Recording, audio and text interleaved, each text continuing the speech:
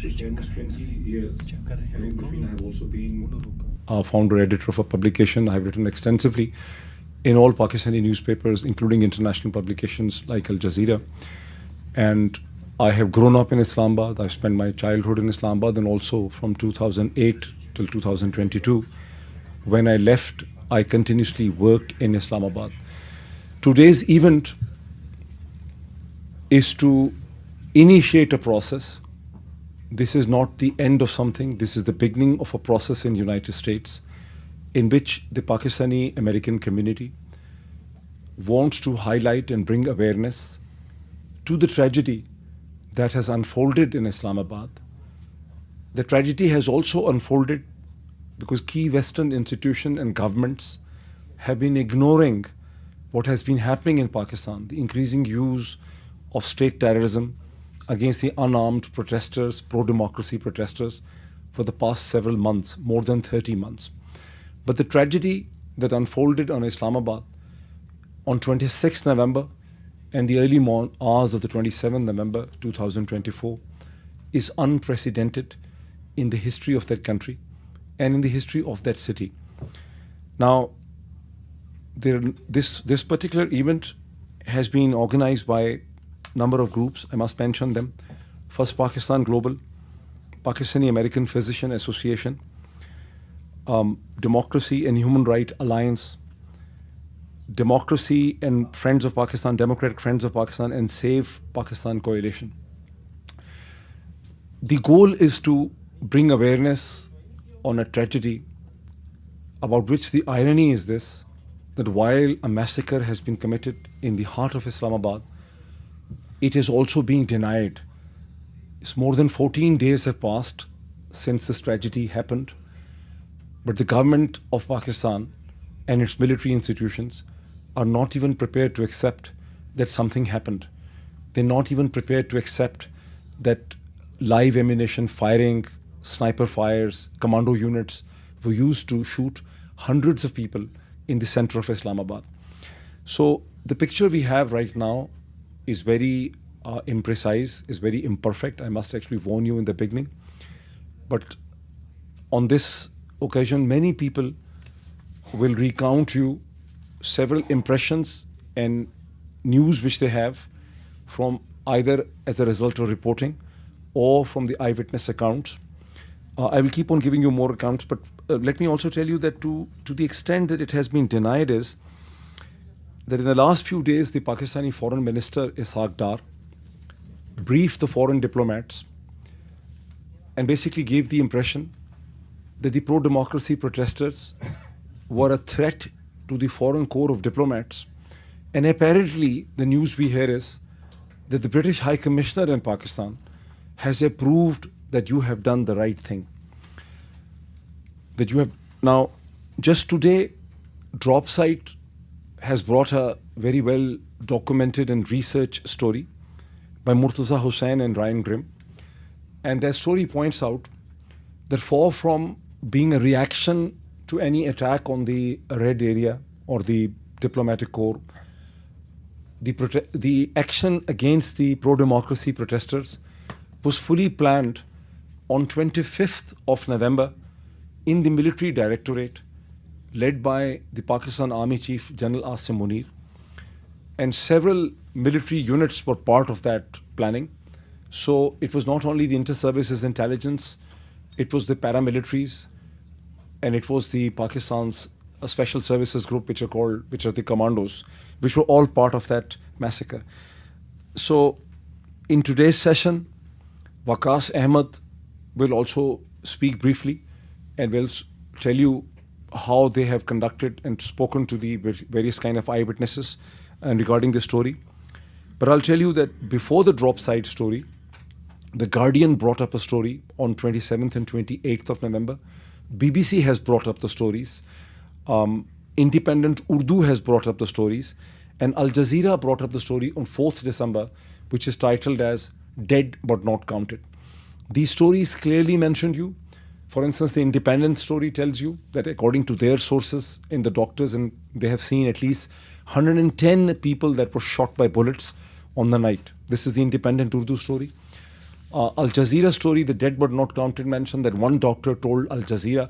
I'm telling you these things because all these things are coming from different directions. There is no admission of the fact that all this has happened. But one physician in Pakistan Institute of Medical Sciences, Al Jazeera doesn't mention the name of the hospital. They say the doctor told on the condition of anonymity that he has seen 17 dead bodies. You know, this is Al Jazeera stories or bullet shots.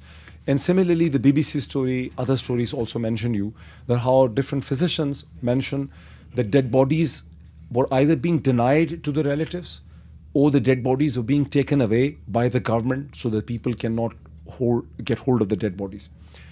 Also, government officials took away all records of the people who were shot or injured with the bullet wound of the dead and the injured on 26th and 27th, and they came to the hospital, so all information was denied. These news stories of BBC, Al Jazeera, and the Independent also tell you that how people who were given the dead bodies after a delay of 12 to 14 hours were compelled to sign affidavits that they will not file any police reports on that crime. So you will hear all this. Now I'll quickly tell you who is going to, and what is the role of the people who are going to speak today. Shortly, we will also hear from former Prime Minister of Pakistan Imran Khan's sister, Alima Khan, who was actually present there on 26th November. So she will describe as to what she saw, where the protesters were. You will hear from Baqas Ahmed of the drop site, who will mention their research and investigation into the event. You will hear from an ex-army officer, Colonel Akbar, who will explain to you the nature of the weapons and the ballistics that were used in this massacre. You will hear from Barrister Ehtesham, who will explain to you the implications in the international law of the massacre that has been done in Pakistan. And you'll also hear from Dr. Munir, who's going to explain to you what the Pakistani Physician Association wants to do about this. What are their plannings on it? Sajjad Barki, I see, is here. He's going to give you Pakistan Tehreek-e-Insaf's perspective. If I have forgotten anyone, I'm sorry for this, but I think I've covered almost everyone. I would like now request Dr. Usman Malik to come and to give a brief overview. And we will, of course, show you the clips, and I'll tell you that, by the way, this is a site that has been created for anyone, because in Pakistan there is swear crackdown. So footage is being denied. You can, but all the footage, we have seen hundreds of clips of this massacre.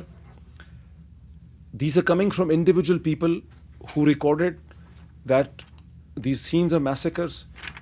So this site has, from their phones, this site has been created by the Pakistani Americans so that people from Pakistan can upload their clips on this site. This is an American site, so this actually can be compiled and organized.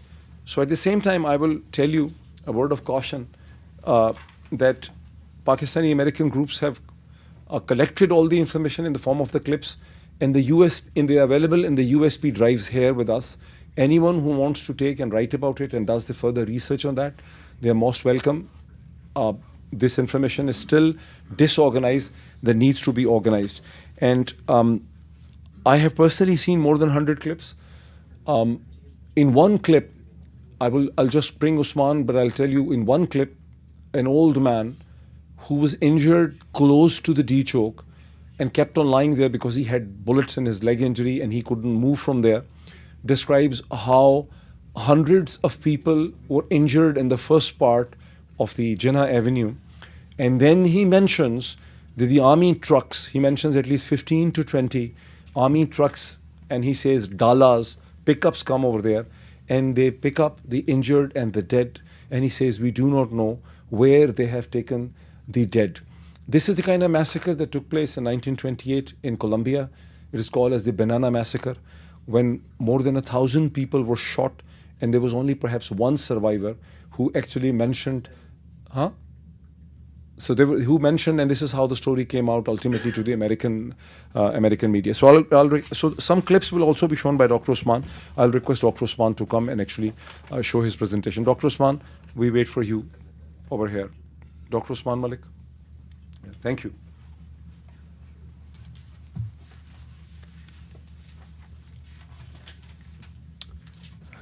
Bismillah ar-Rahman ar-Rahim. Assalamu alaikum, ladies and gentlemen. We are here today to explain the darkest event of our history in Pakistan, which is known as Islamabad Massacre. That was the darkest chapter which is engraved in our history. So before I go into the details, I would like to go through a documentary. If they can just run it thoroughly, and then we can go through some details after that. So Ali, if you can please.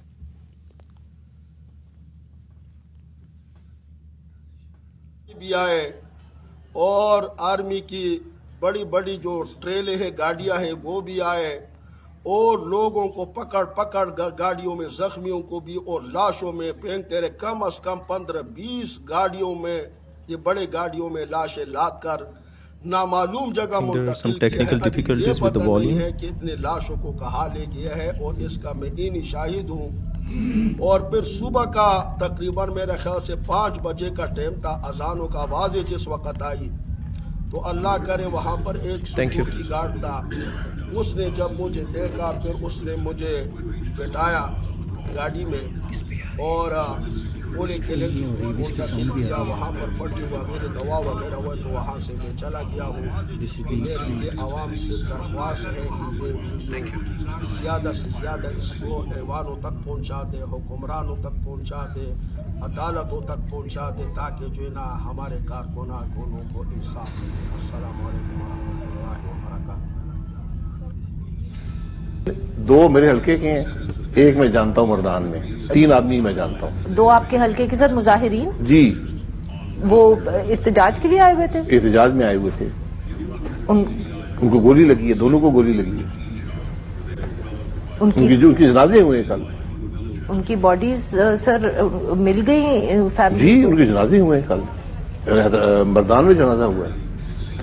دیکھیں اگر یہ بڑی عجیب بات ہے کہ گولی اسلام آباد آپ کے دارالحکومت میں آپ کو گولی چلا کر لوگوں کو منتشر کرنا پڑے, وہ بھی رات کے اندھیرے میں. یہ رات کے اندھیرے میں گولی چلنے والی بات مجھے سمجھ نہیں آئی. کوئی وہاں حملہ ہوا تھا, کوئی اس کی ویڈیوز ہیں کہ کوئی آپ پر حملہ آور ہوا اور آپ نے گولی چلائی دفاع میں. اگر آپ گولی چلا رہے ہیں, جو مظاہرین سٹ ان کر رہے ہیں یا بیٹھے ان پہ گولی چلا رہے ہیں, تو یہ کیسے آپ جسٹیفائی کریں گے؟ سر اگر دن میں گولی چلتی تو میں سمجھ آتی کہ چلے.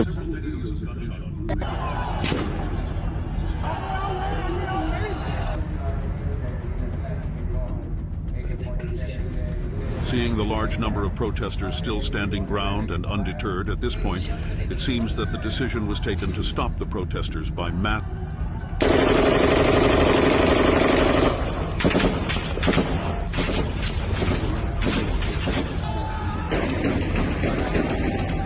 Several videos and eyewitness account describe the horror of this time. میں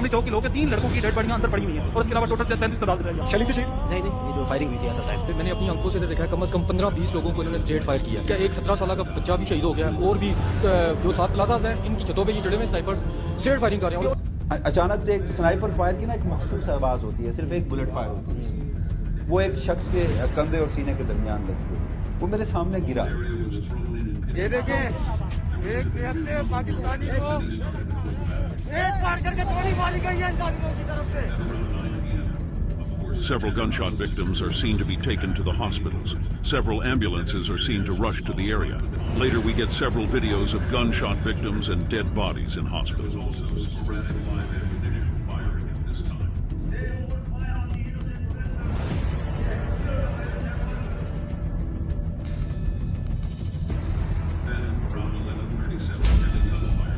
At this stage, we see huge attempts to cover up the massacre. Hospital staff is threatened not to give out any information. Despite issuing death certificates, hospital denies existence of any dead bodies. Journalists who are investigating the wounded and dead bodies are abducted. BBC documentary revealed several dead bodies and doctor giving statement that they did unprecedented number of surgeries. In our career, we haven't done this much surgeries at one time on the operations night. Some of the injured persons were so critical that we had to put them in immediate surgery without anesthesia. There were almost 45 to 55 shot people who were admitted to hospitals at that night. पीछे जब कारकुन भागे तो उनमें से आधे मारे गए और आधे भागने में कामयाब हुए, और जो मारे जाने वाले थे उन्हें फिर कारपेट्स में रैप करके और डालों में ले जाते ये एनिसाइड। अच्छा मुझे I believe that this was, and all indications are that we're getting from our sources over there, that this was a premeditated massacre, that this was planned from the top. That PTI has released their data of dead and wounded. These numbers will certainly change when more data comes in, but in the end, we have these factual points that connect the whole story. 1. Several eyewitness accounts. 2. Senior journalists reporting use of live ammunition. 3. The lights of entire area turned off.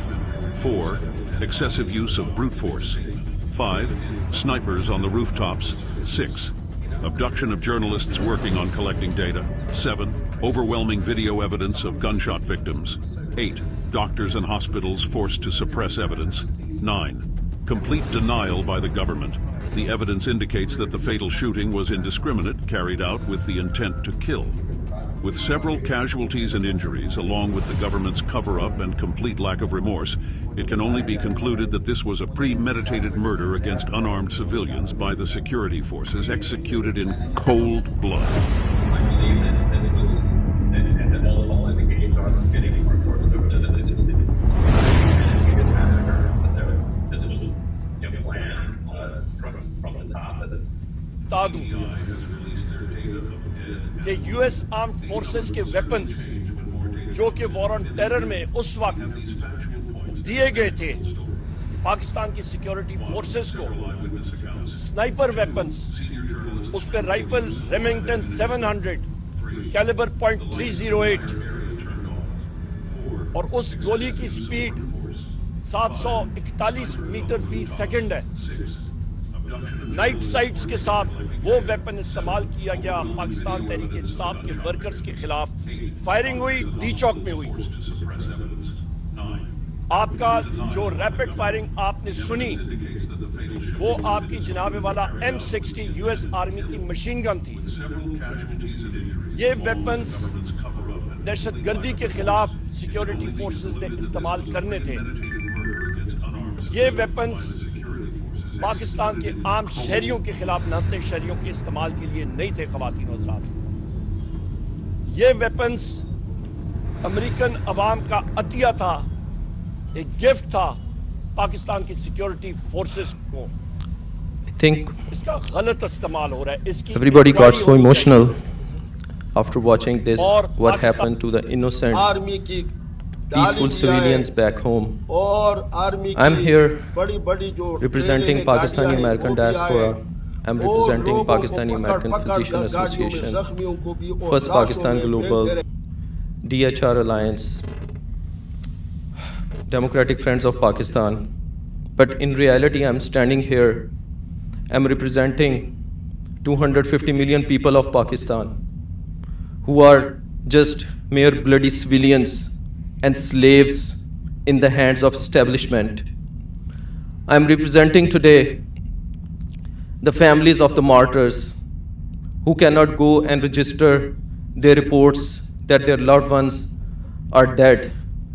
I'm representing today the dear ones of the injured who have the bullet wounds and they cannot go and get treatment in the hospitals. They are in hiding. That kind of oppression. I'm representing today the families of the people who are missing in this massacre. There are more than 200 people who are missing. So just imagine if you don't see any of your loved one and you don't know if they are alive or if they are dead and what happened to their dead bodies.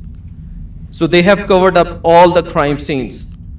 So today I'm standing and representing all those oppressed and innocent civilians of Pakistan.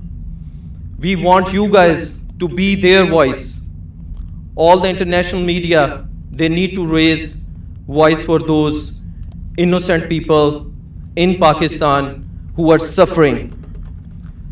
All this happened in the middle of the capital city of Islamabad. Nobody would have imagined what they have done in Balochistan, in Karachi, in Bangladesh, that kind of massacre can also happen in Islamabad, the capital city, just right next to Supreme Court. What people describe it is a kind of a crime against humanity. They have committed the war crimes. They have used lethal weapons against their own civilians they're supposed to protect them. They are the taxpayers who are raising their strong institution and giving all kind of sacrifices. This also constitute war crimes using Remington 700, M60 machine guns and hitting their own civilians in their head and killing hundreds of people. We just want to ask them if they can provide the proof of life for all those peaceful civilians who are missing in action, so their families can get some kind of peace. And if they are missing in action and they've been martyred, so please give them their dead bodies so they can go through the funerals. We just want to raise this voice that Pakistani Americans, they will take this issue to all the international bodies. We are going to UN, Human Rights Commission, in Congress, Tom and Lantos Human Rights Commission. We are raising this issue with International Court of Criminals and International Court of Justice. Physician Association is in close contact with a couple of Latin American states, and they may raise their voice against this massacre. This is kind of a political genocide, what's happening in Pakistan for the last 2 years. So we all have to stand up against this oppression and lawlessness. So now I will ask Dr. Moeed to go to the next participant, and then I'll come back to present some of the resolutions for the Pakistani American diaspora and the international community. Thank you. Thank you, Dr. Usman. So a quick word about the video which you saw. You saw an image of a man who was being thrown from the top of the third roof of a container. This man was presumed dead, but subsequently they found out, the authorities in Pakistan found out that he was not dead, and he had 2 fractured arms and a fracture in the leg, and he was actually being treated in Pakistan Institute of Medical Sciences. The moment they found out, they abducted him. The police went into the hospital. They abducted him from the hospital. He was from Mandi Bahauddin in a district in Punjab. Now, in order to understand the regression of the Pakistani society in this age, can you imagine even during the First World War and the Second World War, the army, the hospitals and the doctors had some sanctity. They would not hand over their patients to the police authorities for taking away. But he was taken away, and not only this man from the container top was taken away, the container man, his father, his brother, his one uncle, and his brother-in-law were also taken away. Then after a few days, they have handed him over to the KP Chief Minister, Ali Amin Gandapur, which actually helps in the public relations of the KP Chief Minister. And also the man has not been allowed, and his family has not been allowed to file a police report. The whole world has seen how he has been thrown. First they said it's a TikTok video, it's not a true video, it has been created by AI. Then he said it's totally fake, and now they have not allowed him to file the... You can imagine, you can imagine what's really happening over there. Secondly, many news stories, even when I look at the drop site story, an impression exists as if the firing has been done to stop the crowd from going somewhere. And this is the impression the Pakistani government is creating. A Pakistani, and we know it because we have spoken to so many people, but there is a Pakistani journalist by the name of Abdul Qadir, who in his vlog has documented that the firing took place at a time when most people were actually returning back from the D Chowk because there was no leadership at the D Chowk, because the PTI leaders were not going forward, they were not talking of anything. So the people were disappointed and they were going back. So the net bottom effect is that the firing by the army was done to create an impact, to break the back of these democracy protesters who are basically asking for the accountability of the February elections. Now, if we can actually get the connection, I will request the team to connect us with Alima Khan, Imran Khan's sister, who on that fateful evening of 26th November was actually present over there. I can see her. I hope we can also hear her. Alima Khan Sahiba, can you hear my voice? We cannot hear her, so we need to fix the volume. Can you unmute her? Yeah. From her side, she's on mute. Can you unmute yourself, or is the problem exist at our side? Can you hear me now? Yes, but can you speak a bit louder? Can we raise her volume? Okay.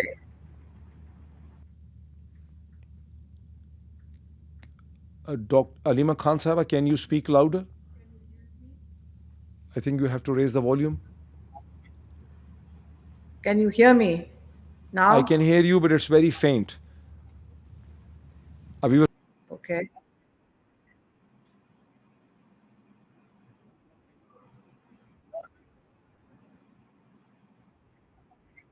Okay.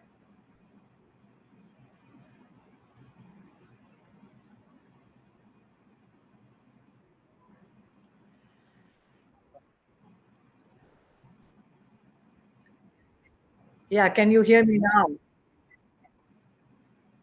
Can you hear me now?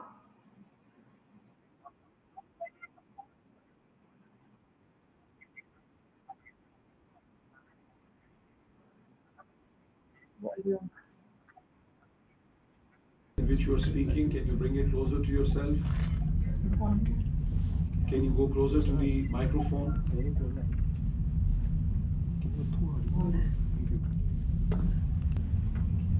क्या करें? What can we do? Volume नहीं है ना?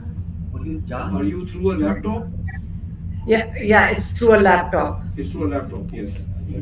Can you hear me now? It's better. Let's maintain silence here. It's better if you can bring yourself a little bit closer to the microphone of the laptop. It would also help. My question to you is, you were present on the Jinnah Avenue, which is a several kilometer long road. Where were you at the time? What was happening? And what you saw? This is what my question to you is. Okay. Assalamu alaikum, Moeed. And in fact, I wanted to join you so that I could give you an account, because we were present right there, closer to the front. You see, the problem everybody is talking about is a D-Chalk, this location. It's still a road. This is an avenue that runs to the center of Islamabad. That's the main road over there. So people, when they come for a protest, come on, next time you're going to say that you should book a space for it. There were thousands of people. I think there were over 100,000 people when they march for a protest. And please keep in mind what the protest was for. Imran Khan had called the protest for the prisoners that are incarcerated in jail. These are political prisoners which have been incarcerated in jail, illegally incarcerated. Secondly, he said, you come for your stolen mandate, which is for democracy. And the third thing was for the rule of law, because we know that there are certain laws enforced in Pakistan, which is for the suppression of the Supreme Court. So these are, people had come for their own rights. They were demanding an end to the fascism that we've all been suffering for the past 1.5 years. My brother's in jail, my nephew's in jail. My sister and I were picked up and taken to prison for 3 weeks. So, and there are thousands of other people who've had to face really hard, it's been very, very tough. Their relatives are picked up. So if people come to protest for their rights, my niece, my sister and myself were standing right there and very close to where everything was happening. My niece, my sister's granddaughter, who's about 15, 16-year-old, she was with us. There were old people, there were women. Nobody goes with their children. Nobody goes to a protest with their children if they think you're entering an area where you are going to create a riot. It was because we went there for our rights. So while we were there, while we were right there in front where you're talking about the space, they're tall buildings. So about 3:30, a lot of people brought empty shells for us and said, and they pointed out the buildings where the firing was coming from. They said there's sniper rifles on the rooftops. And they said, I was like, it was quite shocking, I can tell you that. Now, these are not people who are protesting or breaking anything. I'm telling you, this is where we were standing. There were people sitting on the roadside. They'd been on the road for over 30 hours. So they were resting on the green belts. They were resting on the service lanes. It's a very widespread area. It's a market. So they were just people sitting on the road or standing like we were. So when you start firing, whether it's one bullet or whether it is two bullets, just explain why would you fire into a crowd when they are only sitting over there. It is a protest. So the crime now is that you cannot protest or ask for your rights. That is the crime that was committed that day. And you start firing into the crowd, and in the documentary I could see they used the word afternoon. By the afternoon, there were already 12 people dead that we are claiming because they were taken to the hospital. The real operation started late at night. When we left, it was about 10 o'clock at night, 9:30, 10. And by that time, I think about 8:30, it was already pitch dark. So when this military unit moved in, that is when the real massacre occurred. So when you're counting dead bodies, I can tell you, we saw they were firing at people just standing over there. When you start firing from rooftops, you just fire into anybody. Somebody picked up a picture. You haven't seen those pictures where somebody picked up Imran Khan's portrait and he was getting himself up. He was having somebody photograph him and they shot him dead. There are accounts where a person is making his selfie and you could see that he is shot in his shoulder. We saw the wounded. I mean, I'm not talking about rubber bullets. These are like bullet wounds. And that already started at 3:30 in the afternoon. So there's a difference. I will point out in the afternoon, there was sniper rifle. But at night, there was a proper operation. And that's when they used the bigger guns. Like these, you can hear them in the videos. There's so much evidence available of how in the pitch dark, you could hear the machine. It's like machine gun fire, whatever they use, whatever automatic weapons they used. The question remains, why were people fired upon?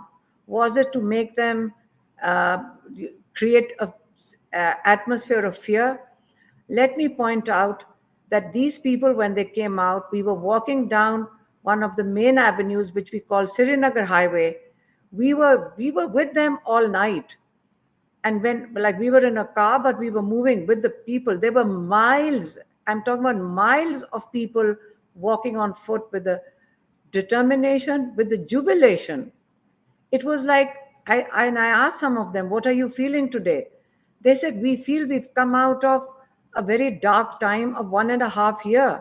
And we feel, and they were waving. I can tell you, I have waved. There were policemen standing on roads and waving to us, and we waved back at them.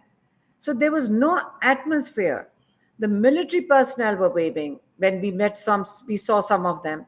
So there was it was a deception. I'm telling you, there was no atmosphere where you could feel that you're going into a trap. And I'm telling you, that was a trap. Because otherwise, we would not take our children with us if we thought there was going to be gunfire. Why would we take our children? This was the worst. This was going to be a day Pakistan remembers. We've just come out of Syria situation and we are watching their prisons open up. Is that where if they're mistaken if they think that Pakistan is going to head in that same direction? Pakistanis are not going to let that happen. We cannot deal with this sort of fascism. After post Post that date, there are people cannot be located. 200 is a conservative number. There are hundreds more that people are still looking for, because there are thousands in prison. When at the moment the relatives are trying to locate their loved ones in prison, so they go from, and the games they are playing, it is terrible, because people go to one police station, or they are looking, there are hundreds of police stations that they're trying to locate their loved ones in. So because they can't locate them in prison, so they don't know whether they're dead or alive. This sort of a thing is a shock to Pakistan.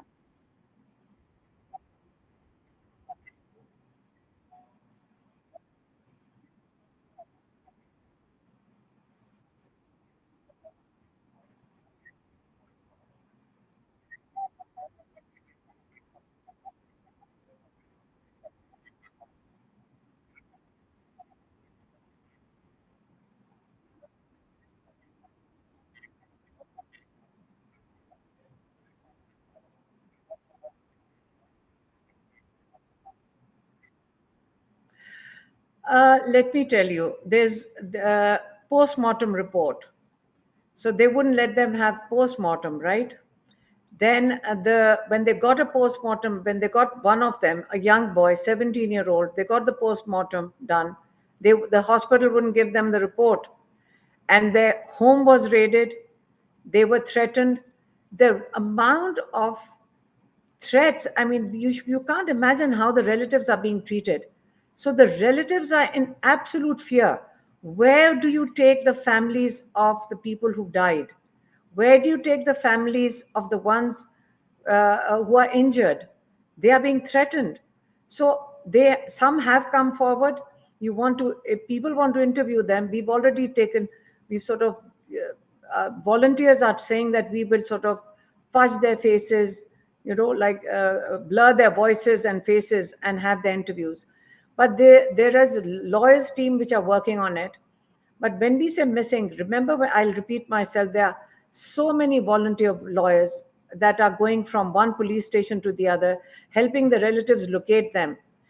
You cannot identify the dead until you identify where the missing, unless the missing are not located.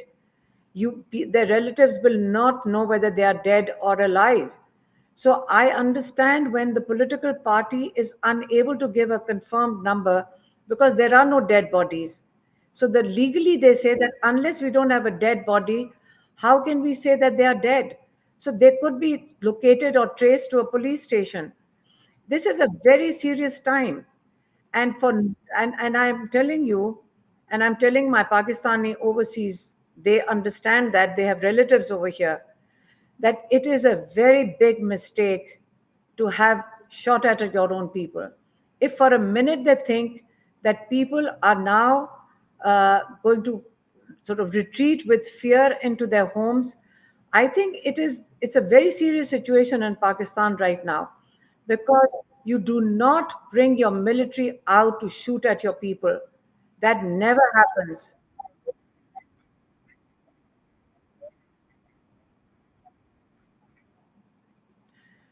It was a peaceful protest. I keep saying we would not take a 14-year-old, 15-year-old to a protest. We were right there in the front. If you say, oh, they were about to break into what area? Were they going to break into there's a big distance. People come and protest over outside the White House, don't they? Outside the gate of the White House? Do you not come and protest in front of the White House? You're talking about at least a kilometer away from any of these buildings. So if you're a kilometer away, you're not even close to the building. So why were you firing at a crowd sitting in the middle of a road? And I'll tell you what happens with young people anywhere in the world. It's a universal factor. You fire tear gas and rubber bullets at them, they turn around and pick up the tear gas shells and throw it back. That becomes a game. Even I was telling them, there's a tear gas shell over there, throw it back. Because you want to save yourself from tear gas. Why not? Why are you throwing tear gas at me in the first place? Apart from that, a game of tear gas is understood. But when you put people, snipers on top of a building, that's a crime. It is a crime against humanity. It is a crime against peaceful protesters. And it is not just limited to Pakistan. When I mentioned it on Australian TV, and I would like you to hear that. Pakistan is a member of Commonwealth, and it has all the countries led by by United Kingdom. And I did ask the three main factors, like the 3 points of the charter, which brings all these nations together, is rule of law, democracy, human rights. Exactly the 3 points that this protest was for.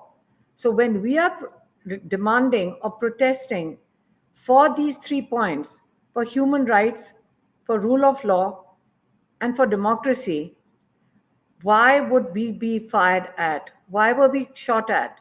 Why was my granddaughter, my sister's granddaughter, put at that risk? What was that the fault of a 14-year-old? There were so many children there. There were so many older people over there. So it's a,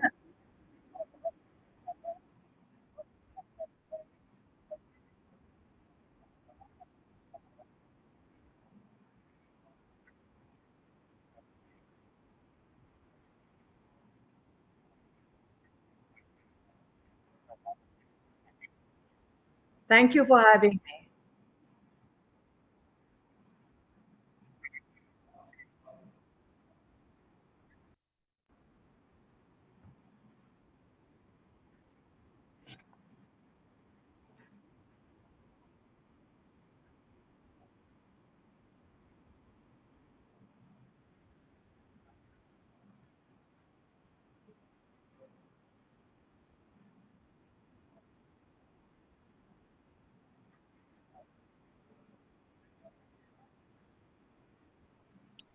Thank you so much, Dr. Moeed, for having me, and thank you for organizing this. Can you hear me fine?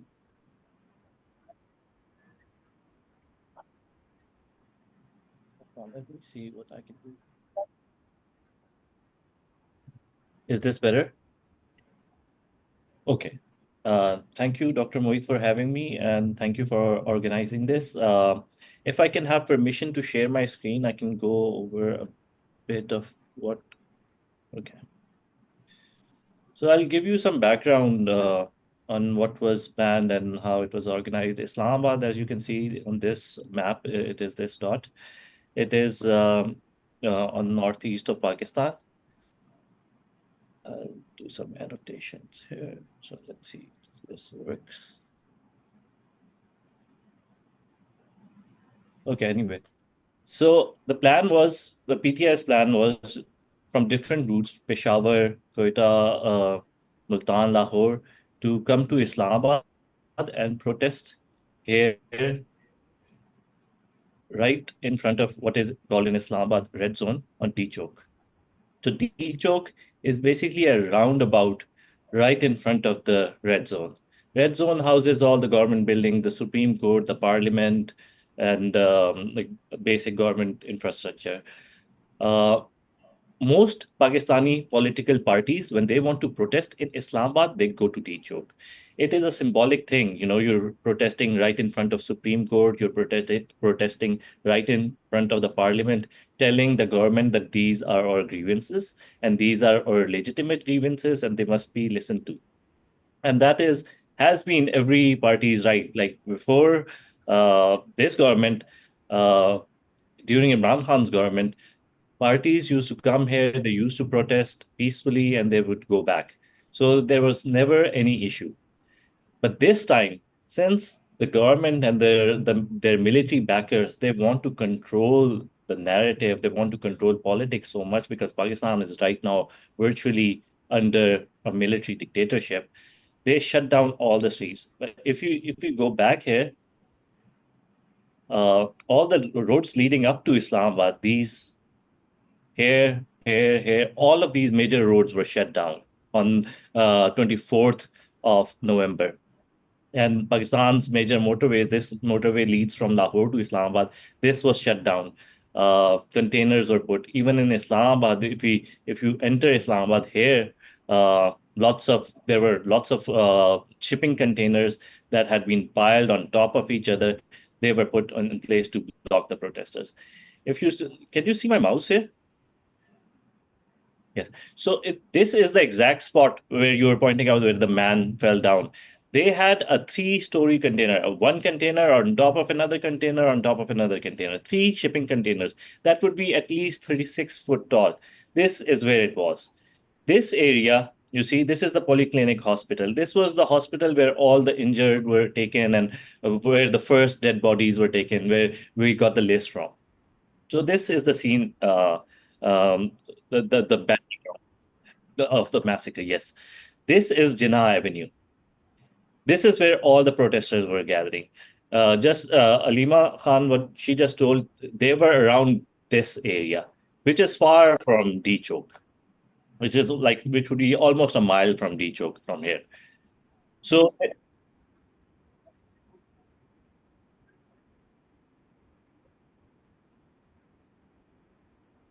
I am trying to annotate this, but yeah, this is the D choke basically. This is the roundabout right in front of red zone, and this is the D choke. So this is where everyone was. There was 3-story containers exactly here, and nobody could cross from this to this point. There were rangers deployed on top of these containers, and during the day, we have seen videos of this, and we have video proofs. SSG snipers were offloaded in this area and this area, and they climbed. They went up the roofs of these buildings. In some of these windows, were seen. During the day of 26th November, one Pakistan Army sniper was captured. His equipment was taken away from him. We have seen what equipment he had. He had a sniper gun. I think our next speaker will shed more light on what kind of equipment they had. But these are the buildings on both sides. These are the buildings where snipers were sitting. And then there were police here, and on these side, like on the ground. They were firing tear gas shells from both sides. And then there were rangers deployed also on both sides. The assault rifle fire came from this direction. Now, drop site, like Murtaza and Ryan's story says, a source in Pakistan Army reached out to them and told them how this operation was conducted. In the middle of the night, around 10 p.m. when it started, these positions, they started first firing tear gas shells. Before even that, before the operation started, they shut down all communication in this area. They had mobile jammers, what ISI calls electronic warfare equipment, EW equipment. They had this in the area, so they shut down all mobile communications. You stopped getting signals here. Internet was already shut down. And then they turned off all the street lights here. So this area was completely in the dark. There are offices here in these buildings. Those offices, some of these offices are newspaper offices. They were told to shut down, and journalists were told to leave these offices. So this was all empty at this time. Snipers were deployed in the roofs and on top of the buildings. Around 10 p.m., they started firing here. And when during this commotion, if anyone tried to be a hero or tried to be a bit more active, snipers would take them out. They were equipped with night vision capabilities. During this time, there was a drone with night vision capabilities going over this area and surveilling this area. They would see which protesters were most active and they would take them out. That means they would kill them. And the assault rifle firing killed so many people, we don't even know about them, or injured a lot of people. But the most important aspect of this plan was that the very next day, and this was ISI's job, the very next day, this whole area was tasked to clean up. They cleaned up, they took their water tankers there, they cleaned up this whole location. But there's a very important clue that if we really notice the next day, there is a video circulating on social media of the very next day. And we can see there are birds, vultures, crows, kites. These are like Pakistani birds that gather around carcasses and dead bodies. they were circling this area because there was so much blood and dead bodies around this area. But subsequently, this whole area was cleaned up. We would not have known about any of this if, for some journalists who worked really diligently in Pakistan, I would commend Matiullah Jan here because he went to this hospital. This is Polyclinic Hospital because it was really easy for protesters to bring the injured here to the nearest hospital. Initially, the hospital shared a list of the injured and the list of the dead, but after journalists started going to these hospitals, the military swooped in. They told the doctors not to share these lists. One journalist who was trying to investigate this, he was abducted. He was charged with terrorism and narcotics cases. Then subsequently, BBC did a story about this. There's a Norwegian newspaper, NEK, they did a story about this. The Guardian did a story about this. All of them are related to how the injured and the dead body, the number of the dead were hidden. The doctors were pressurized to hide the number of the dead bodies. They were not being given post-mortem certificates. So all of this has been very well documented. The only gap we had was how operation was conducted by the Pakistani military, and that gap has been filled by Ryan and Murtaza's reporting with Dropsite News.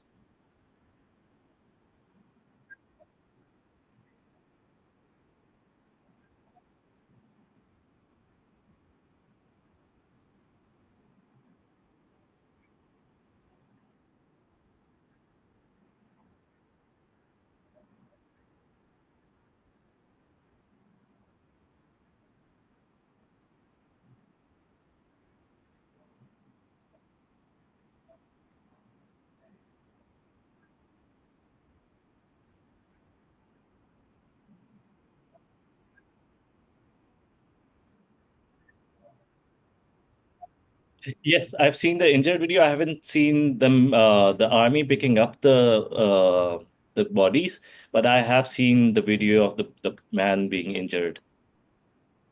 Yeah, who's describing the thing. But according to the drop site source, this was a part of the plan.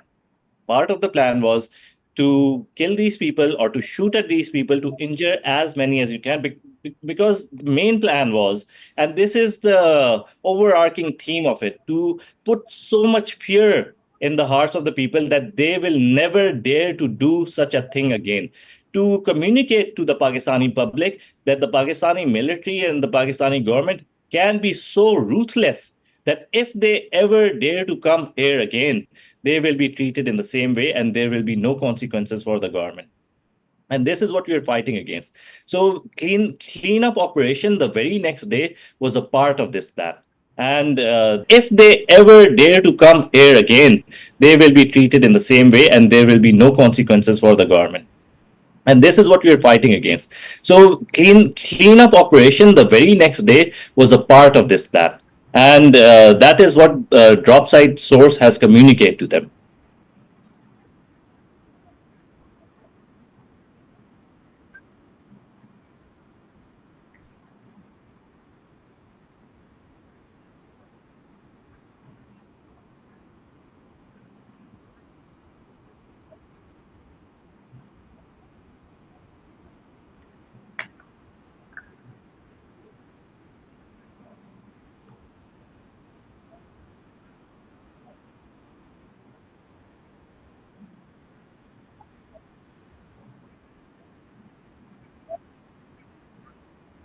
Yeah, exactly. Because PTI has done this before. PTI has protested exactly in this location very peacefully for literally dozens of time, and there was no instructions, there were no indications that they were ever going to be violent about their protests. PTI has never been violent in their protests. So this was definitely a pre-planned operation. The whole purpose of this was to communicate to the Pakistani public that nothing, no dissent will ever be tolerated, that the government is in complete control. This is the message.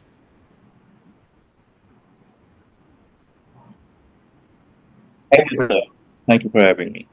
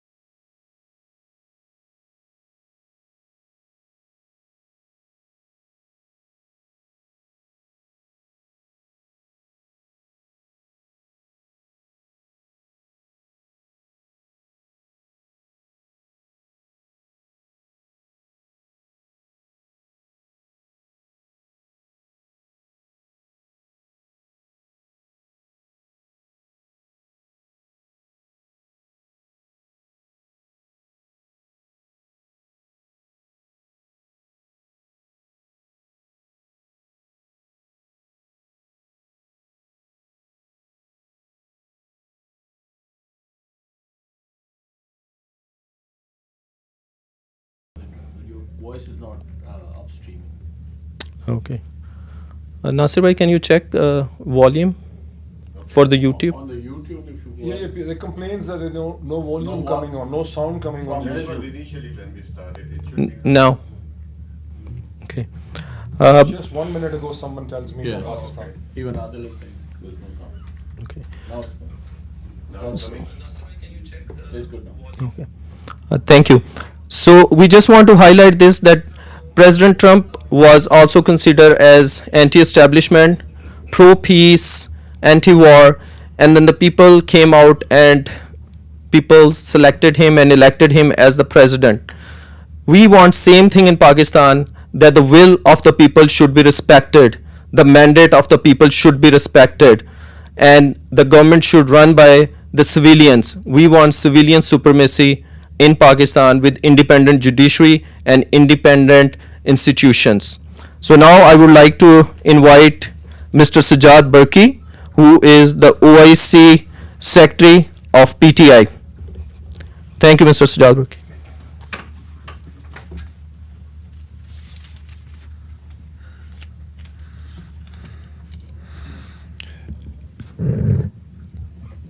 Assalamu alaikum. Good afternoon. Thank you, Dr. Usman. Thank you, Dr. Moeed, for arranging this event today. And also my thanks to all the organizations that are participating in this press briefing today. I'm, like Dr. Usman said, I represent the Pakistan Tehreek-e-Insaf as the Secretary for the overseas chapters.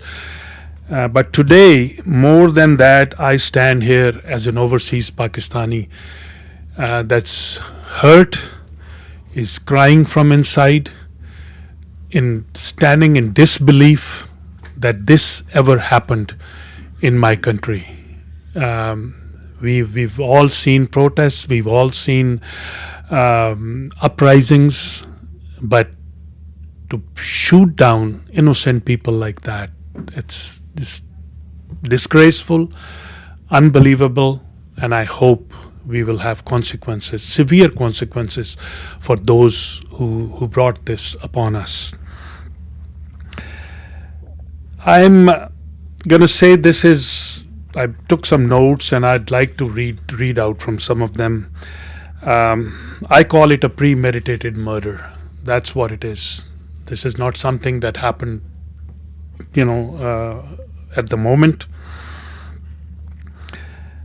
A premeditated murder of numerous people on the night of the 26th in Pakistan, and we call it the Islamabad Massacre. I begin today with an unfortunate comparison between Pakistan and the occupied territory of Palestine. I never thought I would ever say that, but I can't help it. What do we have in common? One is occupied by Israel, and the other, meaning Pakistan, is occupied by the military establishment of Pakistan. And of course, it's led by the army dictator Asim Munir, who, with the assistance of his civilian illegal establishment there, ruling the country and having control on the people of Pakistan. Both of these places right now operate similarly with no freedoms.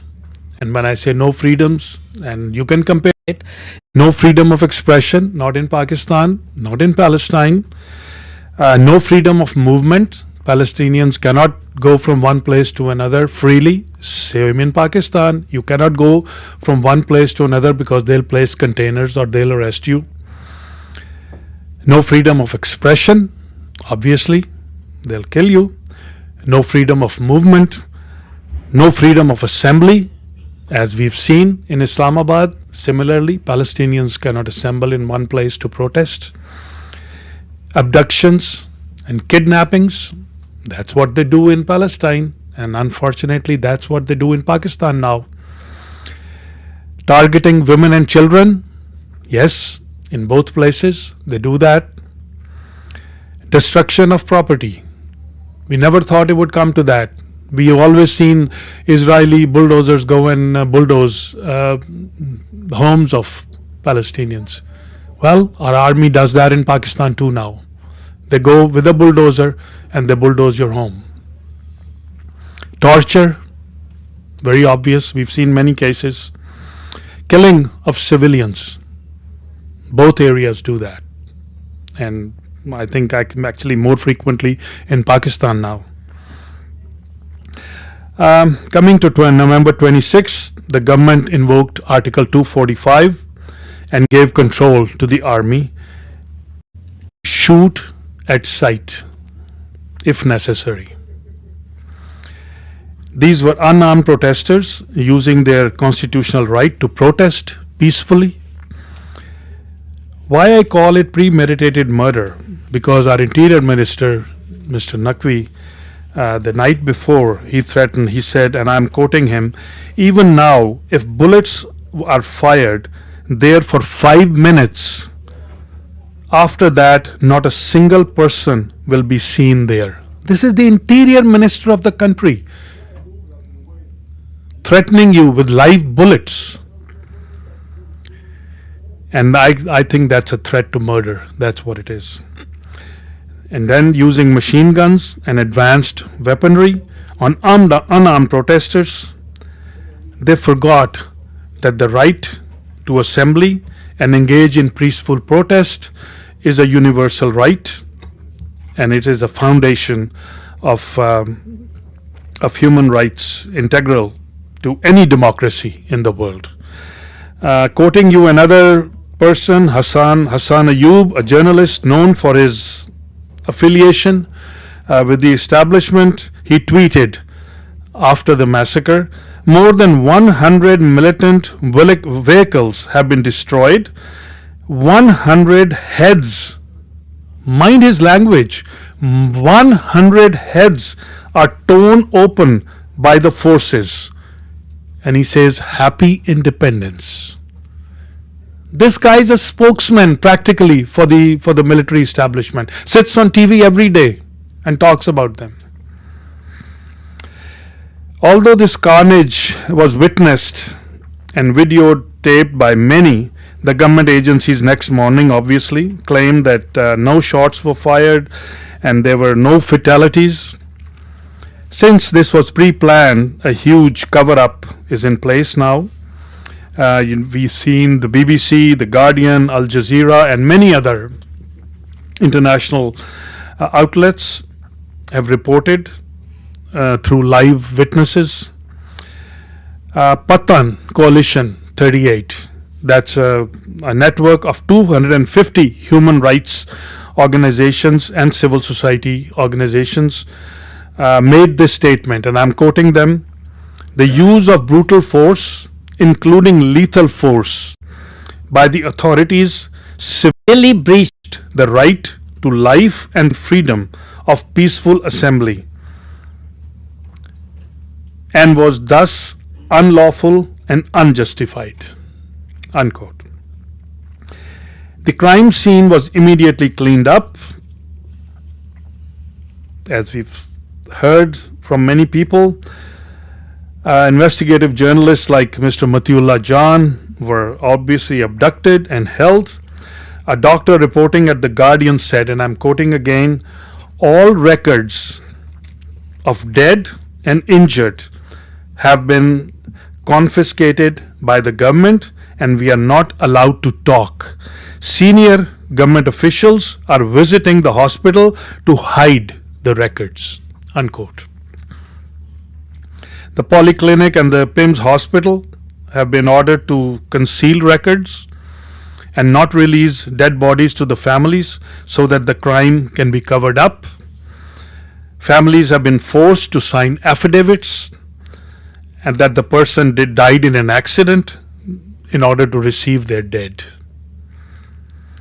According to our estimations, from what I got from my party, over 2,000 people were arrested in those couple of days in Rawalpindi, almost 1,000 people in Islamabad, 127 in Isa Khel. There were 17 FIRs registered in Islamabad that day, 30 registered in Rawalpindi, 15 in Attak, and 3 FIRs registered but are still sitting sealed because we think they have named Mr. Imran Khan in those FIRs. They're making terrorism cases by arresting people through an identification parade, which is illegal. You know, it is supposed to be done by the judiciary, not by the executive. And now what they do is they bring people in, arrested people, thousands of them, put them through an identification parade and put them on a 14-day remand so that nobody knows where they are and where they are being kept. Excuse me, all these FIRs have been registered against PTI and Imran Khan, you mentioned? Yes, these are the ones that were registered in those additional ones.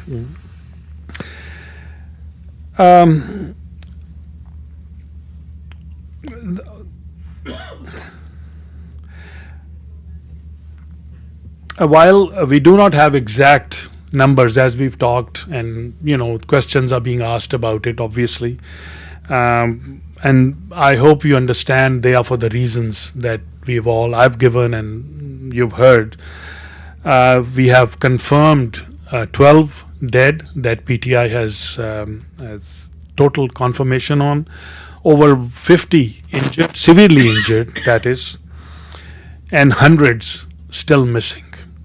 That's the key thing. We still don't know how many. When I say hundreds, who knows? Because there are still no records, and the relatives are being coerced not to cooperate, not to give any records. The CCTV footage from the crime scene and the hospitals has not been released. It's being held. That's a giveaway right away. If they wanted to know what happened there, just open up the CCTV footage and we'll all see what happened at the hospital, what happened at the crime scene. I'd like to recognize the names of some of the dead in that shaheed, as we would call them. Mr. Anis Sati, who was not even allowed a post-mortem. The family had to take the body. Mr. Shafiq Lund, he was also one of the people who were dead. Sadar Wali Khan, Muhammad Ilyas, Muhammad Wali, Mr. Tajuddin, they are from Charsadda, Ahmad Wali and Abdul Rashid from Quetta, Abdul Qadir and Mubin Malak from Abbottabad.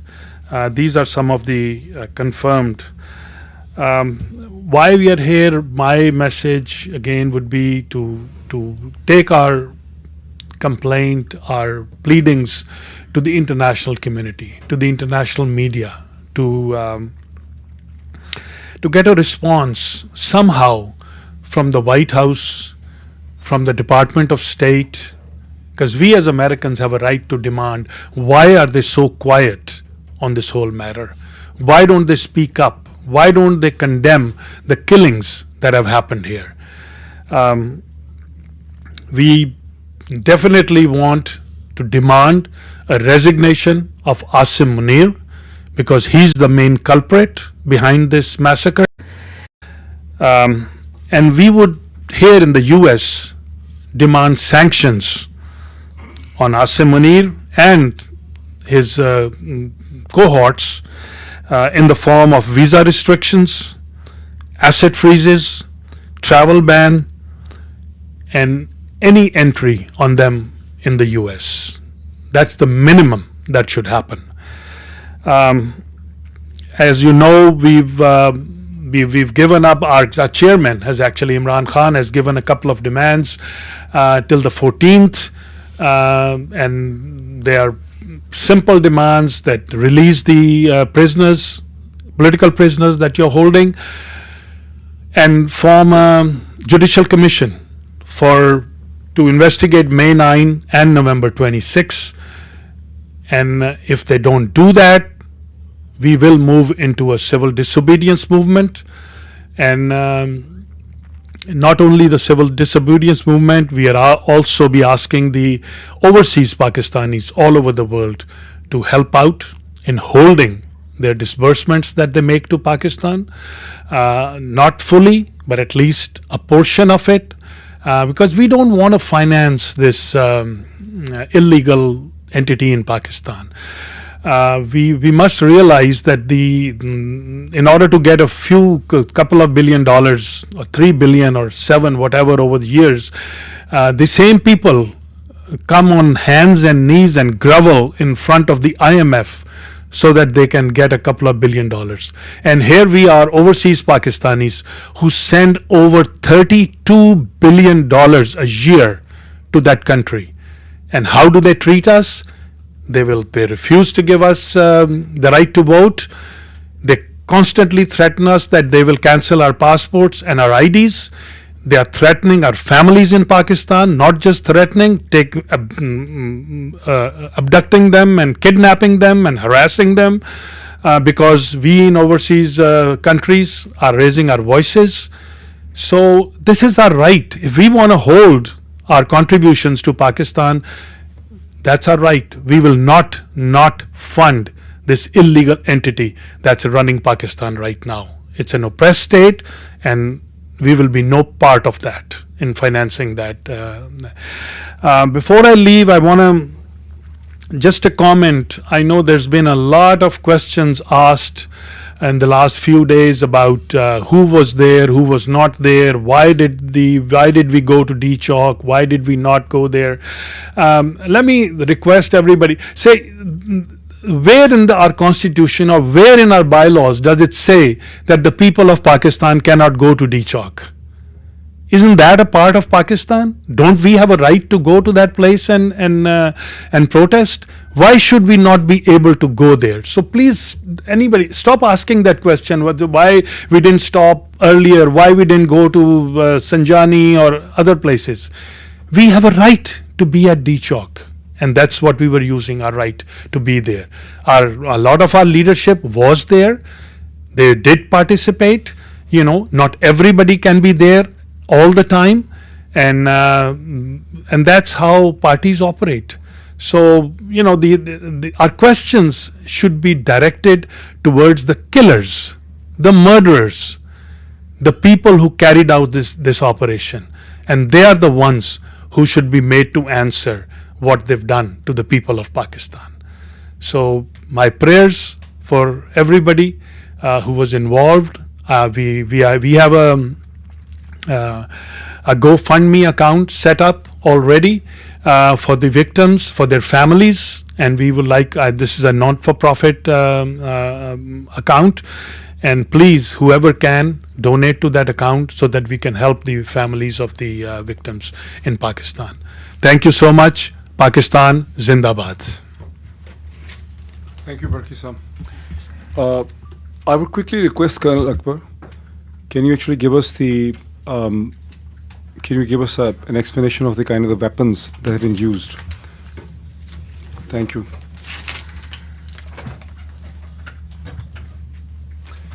You must have heard the press conference in which Umar Ayub first mentioned the nature of the military weapons that have been used. So Colonel Akbar is going to give the details of the weapons.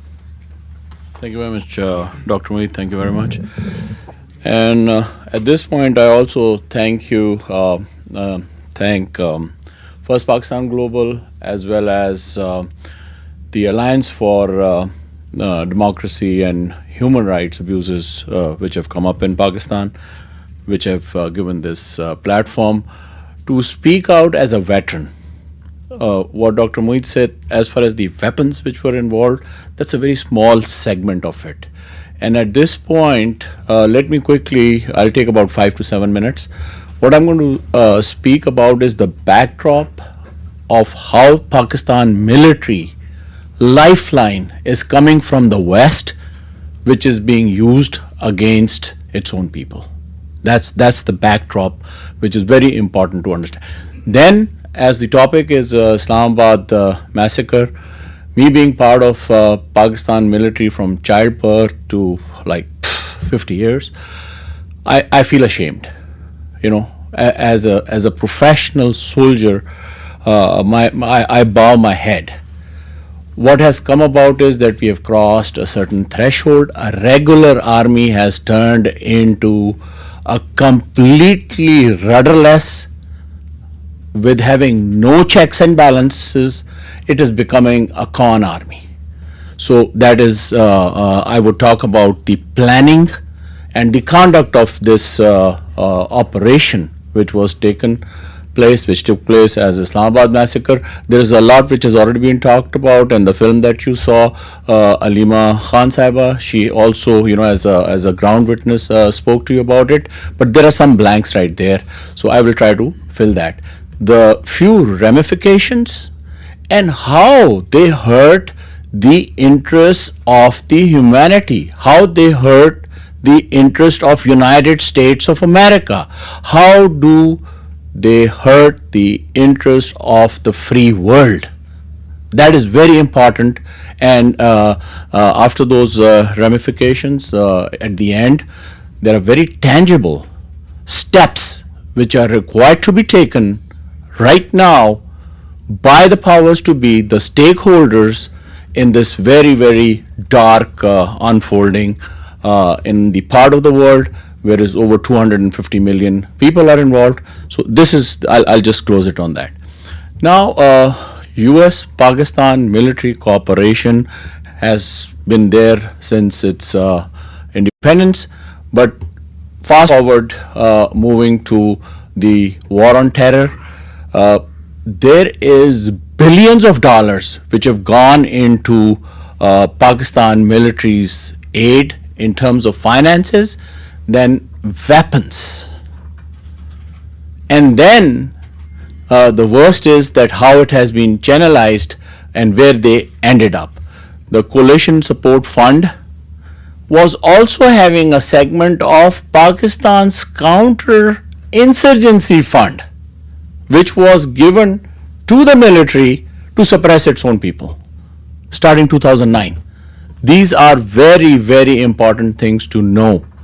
Though they have stopped now, they become conditional, but the lifeline of this where Pakistan military is sustaining itself goes from here, from Washington DC. So I would take this opportunity also to request the head figures here, Secretary Defense General Lloyd Austin, Secretary State Anthony Blinken, and of course the White House, our president, my president, your president, Mr. Joe Biden.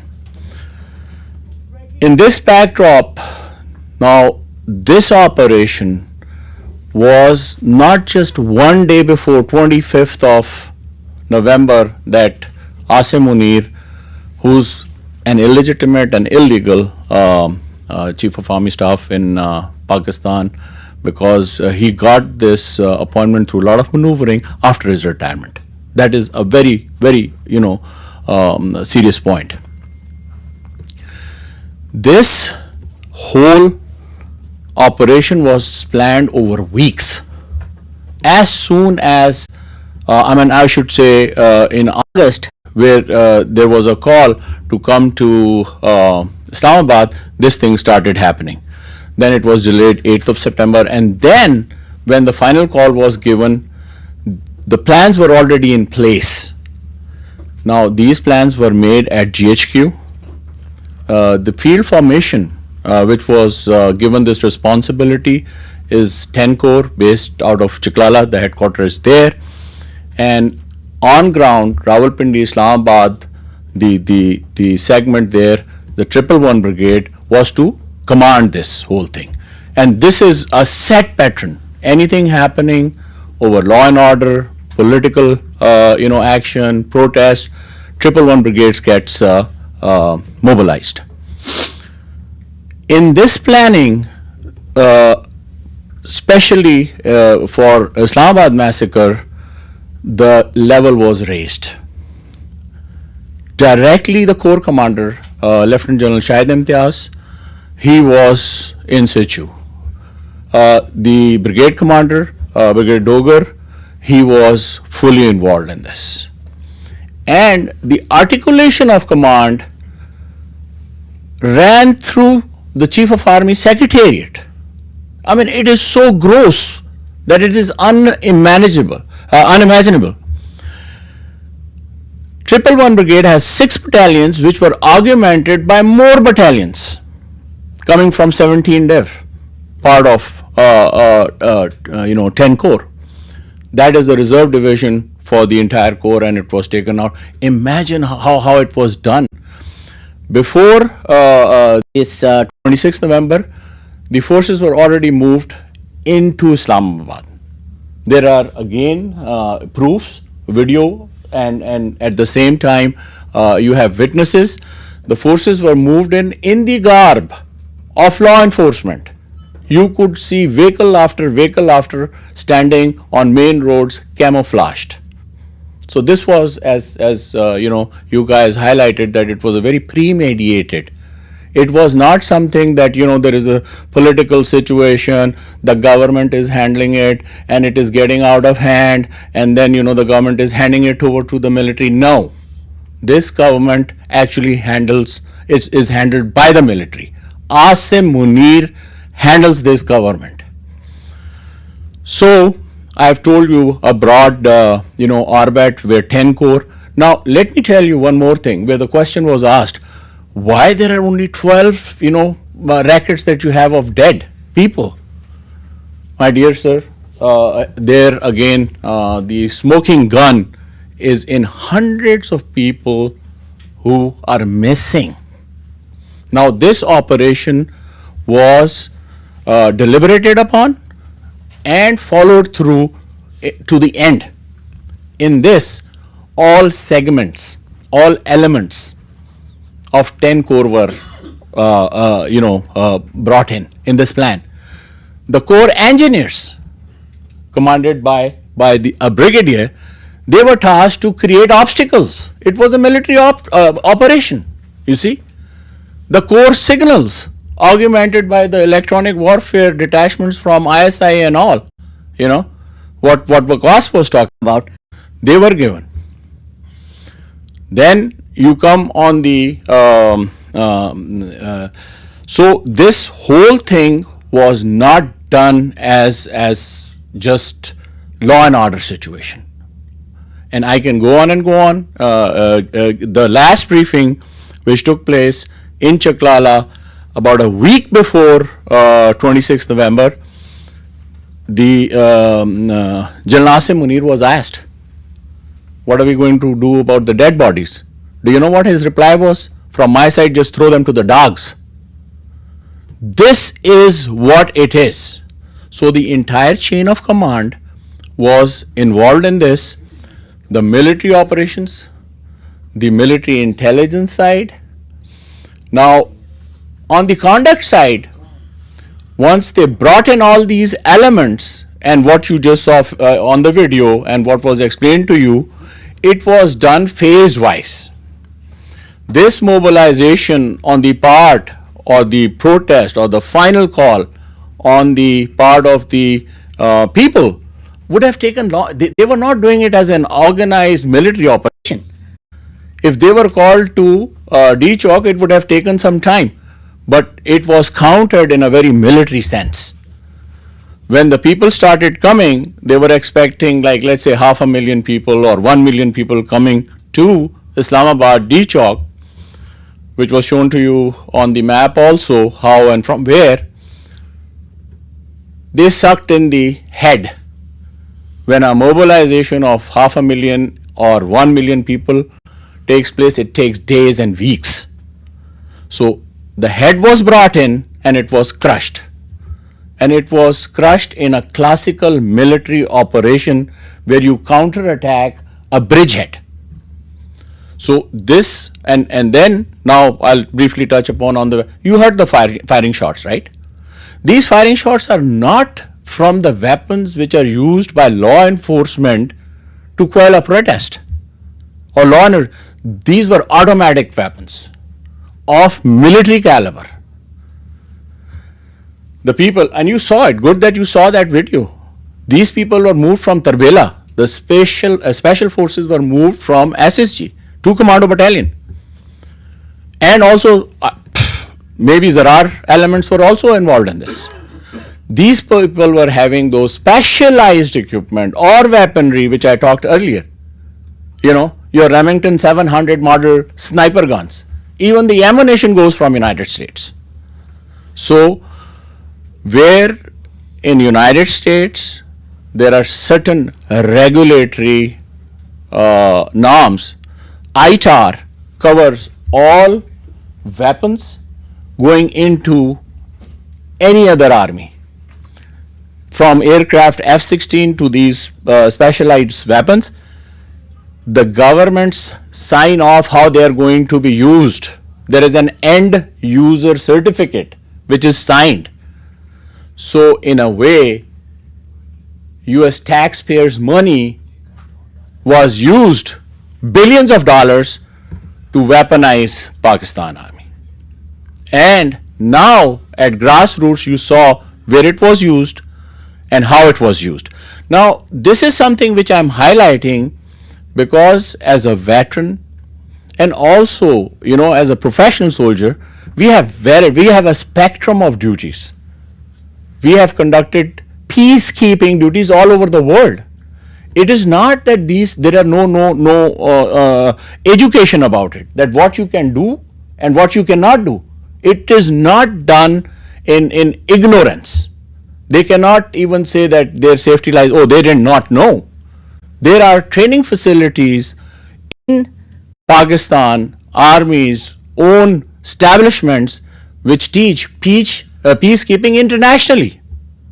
So, on the conduct side, on the orbit side, you saw, so this was a little fill in the blank that I wanted to do quickly on the ramifications. Now, the first thing is that as West, Miss Jane Marriott, you know, Donald Bloom, sitting in Islamabad. I mean, I can talk about the ODRP and the CIA station chief also, you know. But this whole feed which is coming on has been militarized. You cannot deal as a democracy, the West side I'm talking about. The lead is with Britain and United States. The militaries are engaged over there. There are agreements, you know, open-ended and open-ended agreements between the state of Pakistan and United States right now. For God's sake, do not use it to kill humanity. Do not do that. At the end of the day, it would not serve United States. It would not. So that is one thing. This military is going to get more and more towards totalitarianism, and it would become a dictatorship, aka like North Korea. You don't want that. They have ballistic missiles. There would be a lot of insecurity and instability. Now, my recommendation side is that this lifeline to Pakistan military has to be shut off immediately. The military side of it.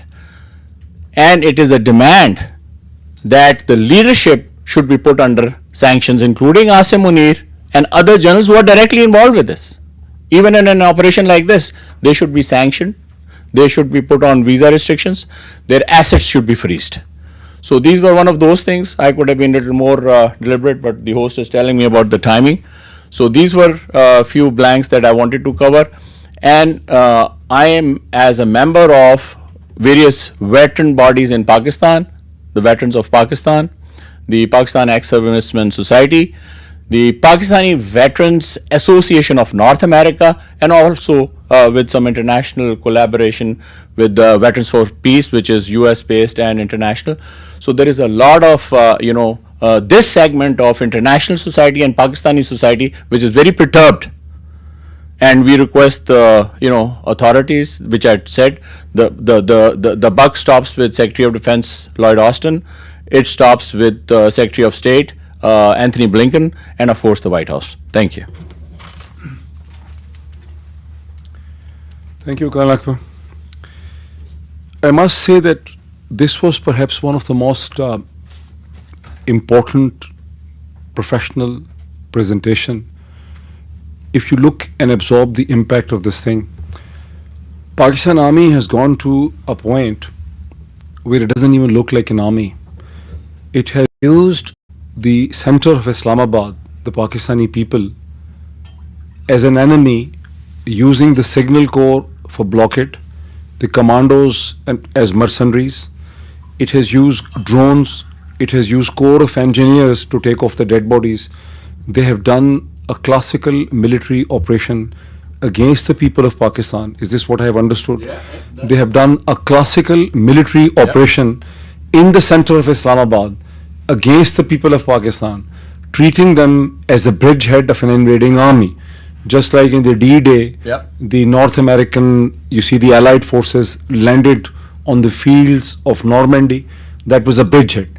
If the Germans would have destroyed the bridgehead, they would have destroyed the invading Allied army.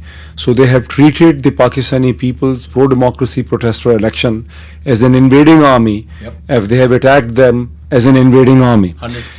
The second important point is that every weapon that has been given to them has an end user agreement. In 2019, when the Pakistan Air Force apparently used F-16 to shoot down the Indian MiG, the Indians were basically raising this issue. The F-16s had the end user agreement. They could not have been used against India, right? Which end user agreement of a British or American weapon would ever allow Pakistan to use those weapons and the sniper weapons to be used against the unarmed pro-democracy protesters in Pakistan? So when you have the questions, there are two more presentations, one on international law and where do we see the massacre from Barrister Ehtesham, who is here. I would like, if anyone, whether you're journalist or otherwise, to raise these questions, relevant questions to the people regarding this, the end user agreement. This, I think, is the very, very, very important and significant point, that what is the American ambassador and the British High Commissioner and the Europeans sitting and doing in Islamabad, and what kind of presentations Pakistan Foreign Minister giving them. They have done a crime against humanity in the center of Islamabad. I will request Barrister Ehtesham to give his legal perspective. Thank you.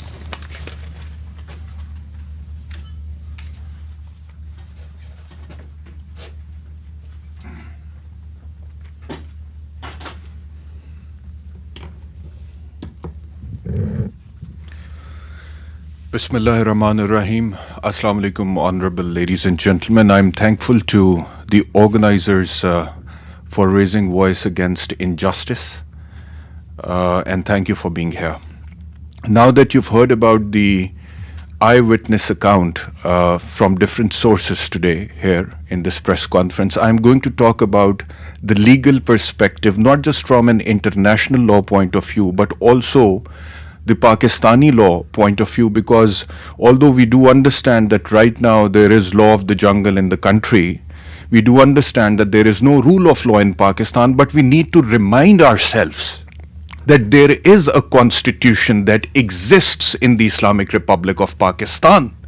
There is something called Pakistan Penal Code, or the Code for Criminal Procedure, that exists in Pakistan. So I'll quickly refer to that, and later on I'll talk about the international law. First of all, everybody understands that a constitution is primarily, fundamentally a social contract between the citizens of a country, of a state, and the government, the state itself. So there are certain fundamental rights guaranteed in the constitution. For example, the right to protest, the right of assembly, the right of association. If somebody wants to associate himself or herself with Pakistan Tehreek-e-Insaf, they have the right to do that. They have the right to protest in front of the Parliament House. I mean, I remember when the Interior Minister of Pakistan, Mr. Mohsin Naqvi, passed this statement that why do the protesters have to come to D Chowk? They can protest outside their own houses. I said that why not protest in their bathrooms? I mean, if the citizens of a country have to protest against the government, they have to protest in front of the Parliament House or the important places where they're noticed, of course. So forget about these rights that we're talking about. Right now, the topic under discussion is about the very right to life. Now, the courts of Pakistan, the superior courts of Pakistan, have several times interpreted Article 9 of the Constitution that talks about right to life as it is not just a mere biological right of existence. It means that the state is supposed to provide a certain quality lifestyle to the people of the country. For example, right to sanitation, education, health, freedom of speech. But we're not talking about that. We're just talking about the right to mere biological existence right now. What happened on the 26th of November 2024 in Islamabad, the atrocious acts of violence committed by the state of Pakistan, by the government by the law enforcement agencies of Pakistan. I can tell you that as a lawyer who's practiced law for 17 years in Pakistan, I've appeared before courts several times arguing a petition for the registration of an FIR. If some incident has occurred and the police is not registering the FIR, like in the present case, the 12 martyrs of Pakistan Tehreek-e-Insaf, their families complaining that their applications are not being entertained by the police for the registration of FIR. So whenever this kind of a situation takes place, we submit a petition in the court under section 22A, 22B of Criminal Procedure Code, and we and the test to allow that petition for the court is that I need your attention on this, that just if the contents of the application disclose the commission of a cognizable offense, FIR ought to be registered. That's it. So even if the contents are not truthful, because that is for the investigating officer to decide later on that the contents were truthful or they were false allegations. So only if the contents disclose the commission of a cognizable offense, the FIR ought to be registered, and these are several judgments of the Supreme Court. So therefore, the martyrs of Pakistan Tehreek-e-Insaf who've lost their lives, their families are entitled to submit applications for the registration of FIRs, number one. And number two, they're entitled to nominate anybody whosoever in those applications. So this right is not being allowed to them. And of course, if 12 citizens who were exercising their constitutional right to protest were killed through sniper shots, it calls for an FIR under section 302, murder of Pakistan Penal Code. And those who were injured, it calls for an FIR under section 324 of Pakistan Penal Code. Now, you must have heard the eyewitness account that talked about the manipulation of the post-mortem reports and the manipulation of the medical legal reports of the injured. This constitutes another offense. I mean, the first offense is not registering the FIRs, and the second offense is tampering with the evidence. Now, this is a very serious offense. This amounts to obstruction of justice. If you are tampering with the post-mortem report, or if you are tampering with the medical legal report, it calls for the registration of a case under Police Order 2002. But as we all know, right now maybe it is, all these laws are irrelevant in Pakistan, but the point remains, and I insist that we need to keep talking about them because this is what we are asking for the implementation of. So now coming to the international law point of view quickly, because I know there's paucity of time. I've heard people talking about the International Court of Justice. So I just want to make it very clear right now that International Court of Justice basically fundamentally only deals between deals with the disputes between states, right? It cannot prosecute an individual or other entities. So therefore, that is not the forum. The forum is United Nations Security Council. This issue needs to be raised in the United Nations Security Council, which is responsible. I'll just talk about it. Which is responsible for maintenance of international peace and security, number one. And it is the prerogative and the authority of the United Nations to pronounce decisions including peacekeeping, it can take measures regarding peace enforcement missions, and it can also take measures regarding non-military pressure that also includes trade embargoes.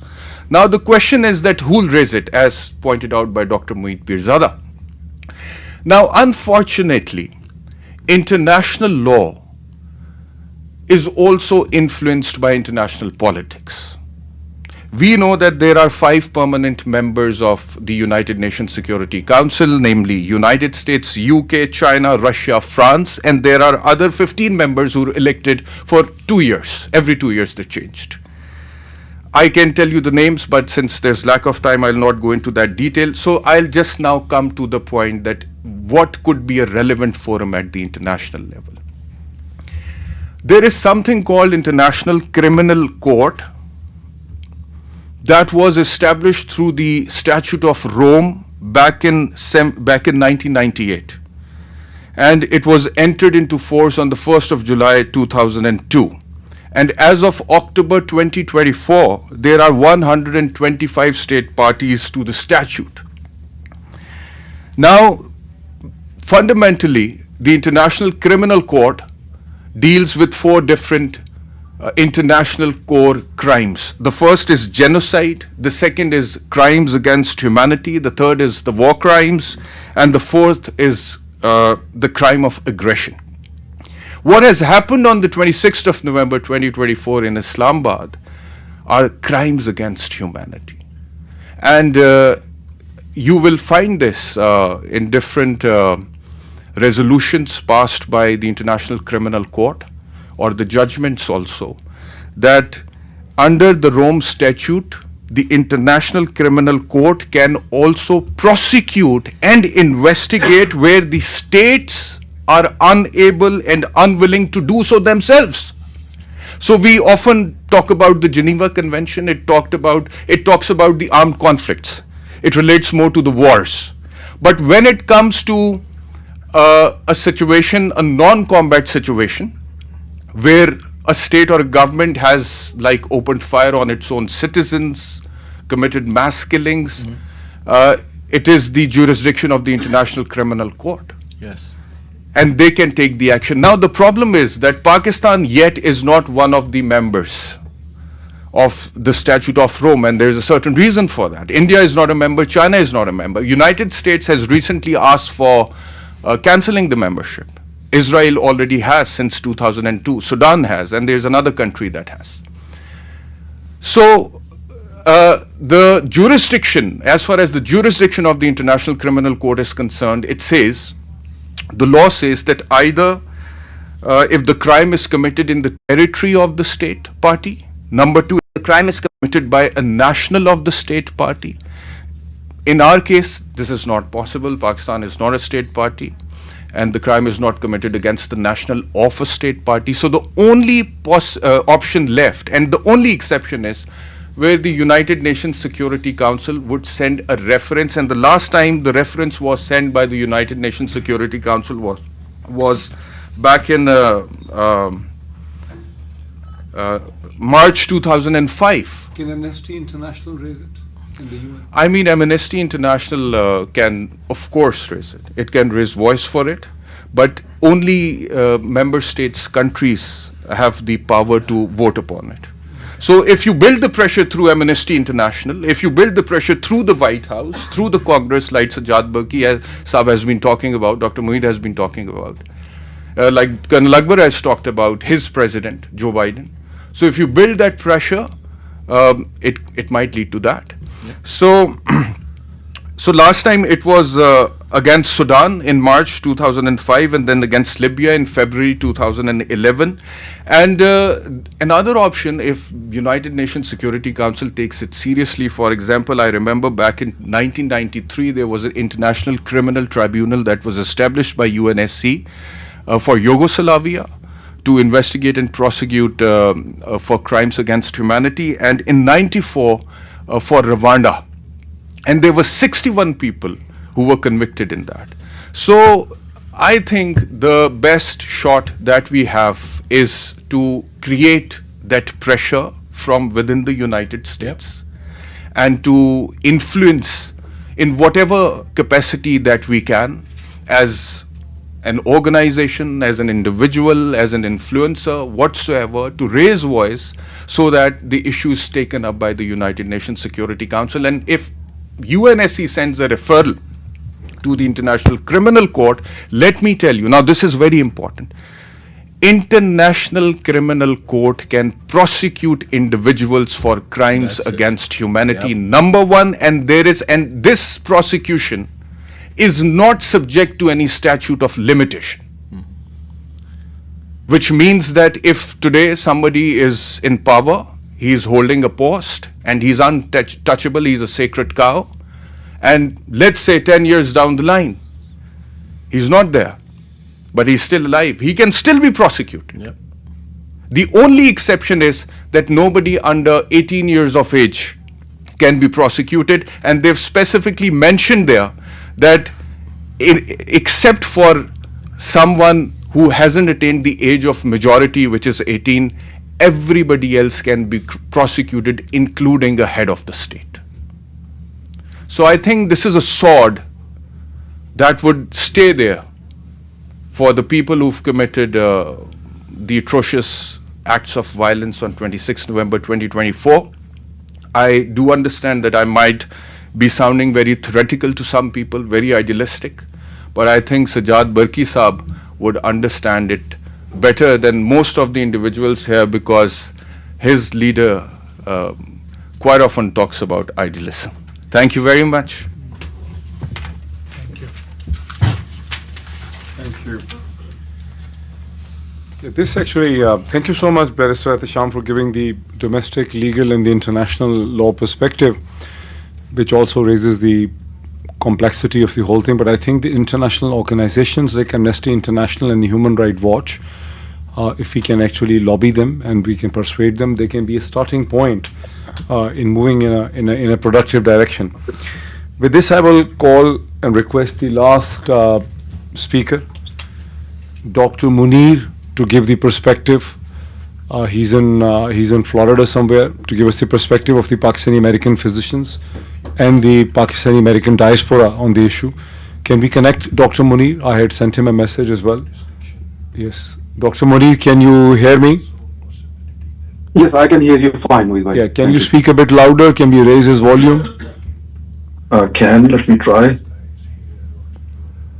Barrister Ahtasham, that has been given to down in Indian MiG means what weapons have been used in the states. So this is the first thing I want to within United States to focus on the. First of all, that it's just like a bad, what I was supposed to talk about. But when I was listening to all these speeches, I just decided to change what I was going to speak about, and I just wrote down a few lines. I'll be very. So I will start first by reading a quote from an article stated, "In time, efforts to erase his legacy are bound to backfire. General Musharraf for now may have three." This is the last paragraph of an excellent article which was written in 2006 after Nawab Akbar Bukti was killed by forces of General Musharraf. And instead of expressing grief, Musharraf celebrated by congratulating his forces for a job well done. And just like his predecessors and those who followed him, the men in uniform had delivered another body blow to the country of Pakistan. Sad thing is that the same statement, even after 20 years, applied to the current state of Pakistan. And now the statement reads as follows: "In time, efforts to erase Imran Khan's legacy are bound to backfire. General Asim for now may have charge of Pakistan, but the events of last 2 years have given birth to a new era of politics of defiance in the unlucky South Asian country. As they say, denial, the word denial is the final stage of genocide. There is a book written by John Cox of the same name. However, the fact is that denial is part of every stage of genocide. The first stage of genocide is politicide, and that we are witnessing in current day Pakistan. Genocide is not a destination, but a process which evolves over time and is facilitated by multiple forces, which due to ignorance, political expediency, or short-sighted objectives allow the perpetrators to get away with various crimes. With these fascist regimes get emboldened and commit even more atrocities. And that's what we are witnessing in Pakistan, a process of escalating violence against the citizens and the institutions of state and every pillar of democracy. Pakistan has already met all the criteria of politicide as the so-called champions of human rights and democracy look the other way. And now the fascist illegal regime is transforming from politicide to genocide. And the massacre of Islamabad is the most recent and very painful reminder of this transformation. Anyone with a little bit of honesty will agree that Pakistan has an illegal regime forced upon the nation through brute force and a stolen election, which was basically a highway robbery named as an election. The regime is led by proven criminals and bullies, and because the world decided to look the other way, when journalists were being hounded out of Pakistan, it led to murder of Arshad Sharif. And because the regime got away with that murder, it emboldened them to shoot Imran Khan. And luckily he survived. And because nothing was done about that shooting, it emboldened them to steal the elections and install an illegal fascist regime. And because nobody did anything about it, they escalated it further, and the judges of Supreme Court were hounded, tortured, and coerced. And because nobody listened to the judges, it led to the destruction of the constitution and due process in the country, culminating in the illegal 26th Amendment, which was forced upon the country by the illegal parliament using every illegal method known to mankind, including kidnapping, torturing of parliamentarians and their family members, including children as young as 2-year-old. And as the world looked the other way, it finally led to the massacre of November 26th in Islamabad. And now the world has a choice: keep looking the other way, and then this illegal fascist regime will keep escalating, and most likely the politicide will complete its transformation into a full-blown genocide. And that's why we are here to raise our voice and somehow stop this madness.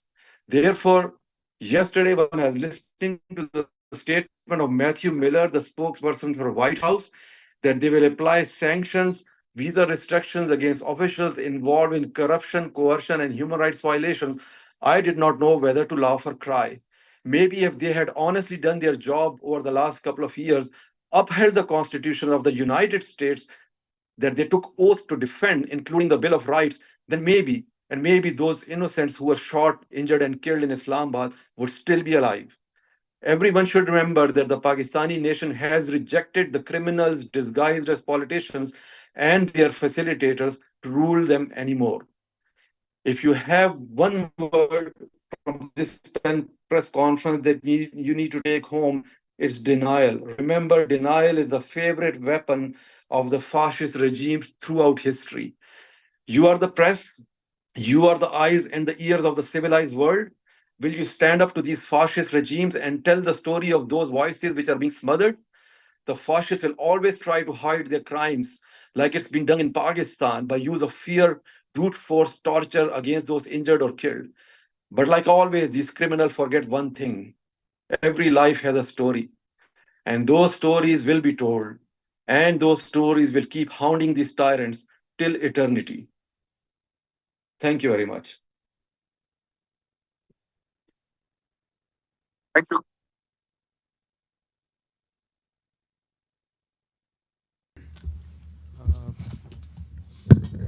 So before we take some questions from you guys, I have a resolution which is adopted by all Pakistani American diaspora organizations.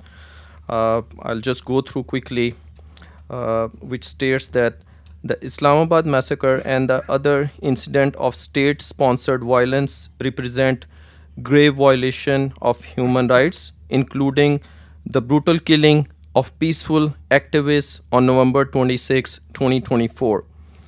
Systematic suppression of democracy, judicial subversion, media censorship, and the undermining of constitutional rights have plunged Pakistan into a crisis.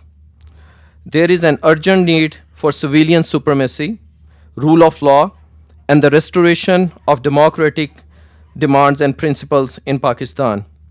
So the first thing, overseas diaspora is asking for fair and free elections, immediate organization of free, fair, and transparent elections under the supervision of international neutral observers, neutral watchdogs, investigation of election fraud and irregularities, including those on May 9th, November 26th, and the February 8th elections to ensure accountability for those who are responsible.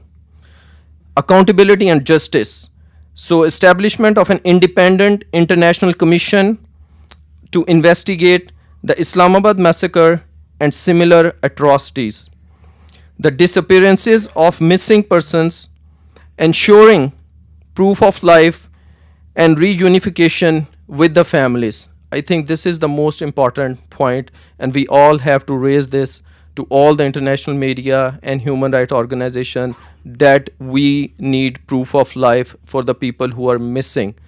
Every moment their families, they're separated from their loved ones. This is crime against humanity. So please focus on this point. Violation of constitutional principles under Article 6, prosecuting those involved in undermining democracy and rule of law. Filing of cases in international human rights courts against military officials and all the government officials, including high-rank military officials and the Chief of Army Staff, Asim Munir. Civilian supremacy and rule of law, end to military interference in governance, restoring civilian authority in accordance with the constitutional principles. Prosecution of those involved in orchestrating massacre, abductions, and political engineering. Protection of fundamental human rights, freedoms, including judicial independence, free speech, and the right to assembly. Economic boycott and sanctions. So what you guys can do, all other things, they are in the hand of other international organizations. Being Pakistani, being the brothers and sisters of people who are martyred, who are being treated as slaves, what you can do personally, how you can play your role if you are living in Pakistan, that boycott all the businesses owned by the Askari groups, military controlled enterprises, until justice is served. So it's all about justice for the oppressed ones. Suspension of remittances and foreign investments to Pakistan as peaceful way of protest, excluding direct family support. Call on foreign governments to impose Magnitsky sanctions on individuals responsible for human rights abuses and massacre. So Magnitsky law, that constitutes travel ban, visa restrictions, asset ban and freezes on all those criminals who are involved in all these kind of atrocities. And you can write to your congressmen and senators, and they can raise this issue with State Department. And if you were able to apply Magnitsky sanctions, that will make sure from future they do not take any kind of these fascist actions. Also, there is a Leahy law which can control the military corporation. As Colonel Akbar has mentioned, that there is a end user agreement that what kind of weapons they can use against their own people or the innocent civilians, that should not be used. So Leahy law can control any kind of military cooperation with the security agencies. Another thing you guys can do, social and diplomatic efforts. Initiate a global awareness campaign to expose atrocities and advocate for justice. Do their social boycott. If you are going to their weddings, if you are going to their funerals, if you are spending time with them, stop right away, because you want justice for all those martyrs. This is the least we can do. We can stop our friendships. How we can do all these kind of socialization at the expense of our martyrs. So this is the least you guys can do to start social boycotting all your family interactions with those people. Engage with international institutions, including the United States and US Congress, to demand accountability and safeguard democracy. Organize peaceful protest worldwide to amplify the plight of victims and pressure the regime for change. And the last but not the least, the media responsibility. This is very important point, that expose and hold accountable media outlets complicit in spreading propaganda or silencing dissent. Advocate for press freedom and protect journalists reporting on human rights abuses.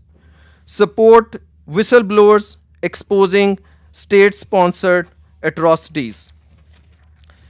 In the end, we just want to make sure if you are overseas, you living anywhere, transnational repression, if you guys are facing any kind of threat, intimidation, harassment from the Pakistani agencies, we are in contact with intelligence agency here, we are in contact with FBI, you guys can reach out to us and there will be consequences at a very higher level.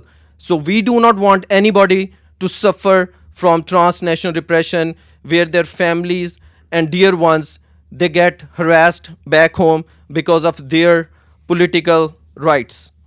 The last thing I just want to make sure that reforms for all the institutions, police, judiciary, election commission, because that's the foundation of a true democratic society.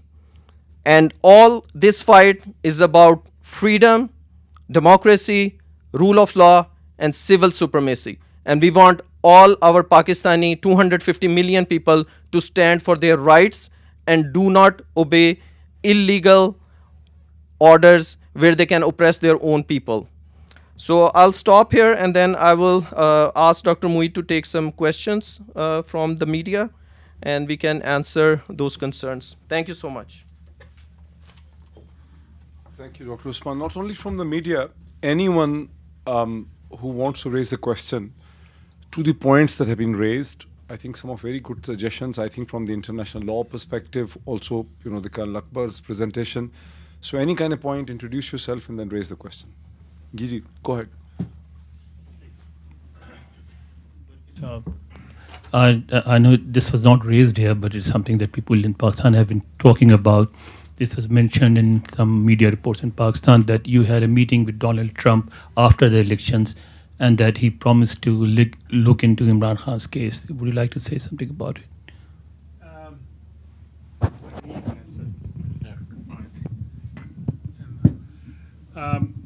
I know there was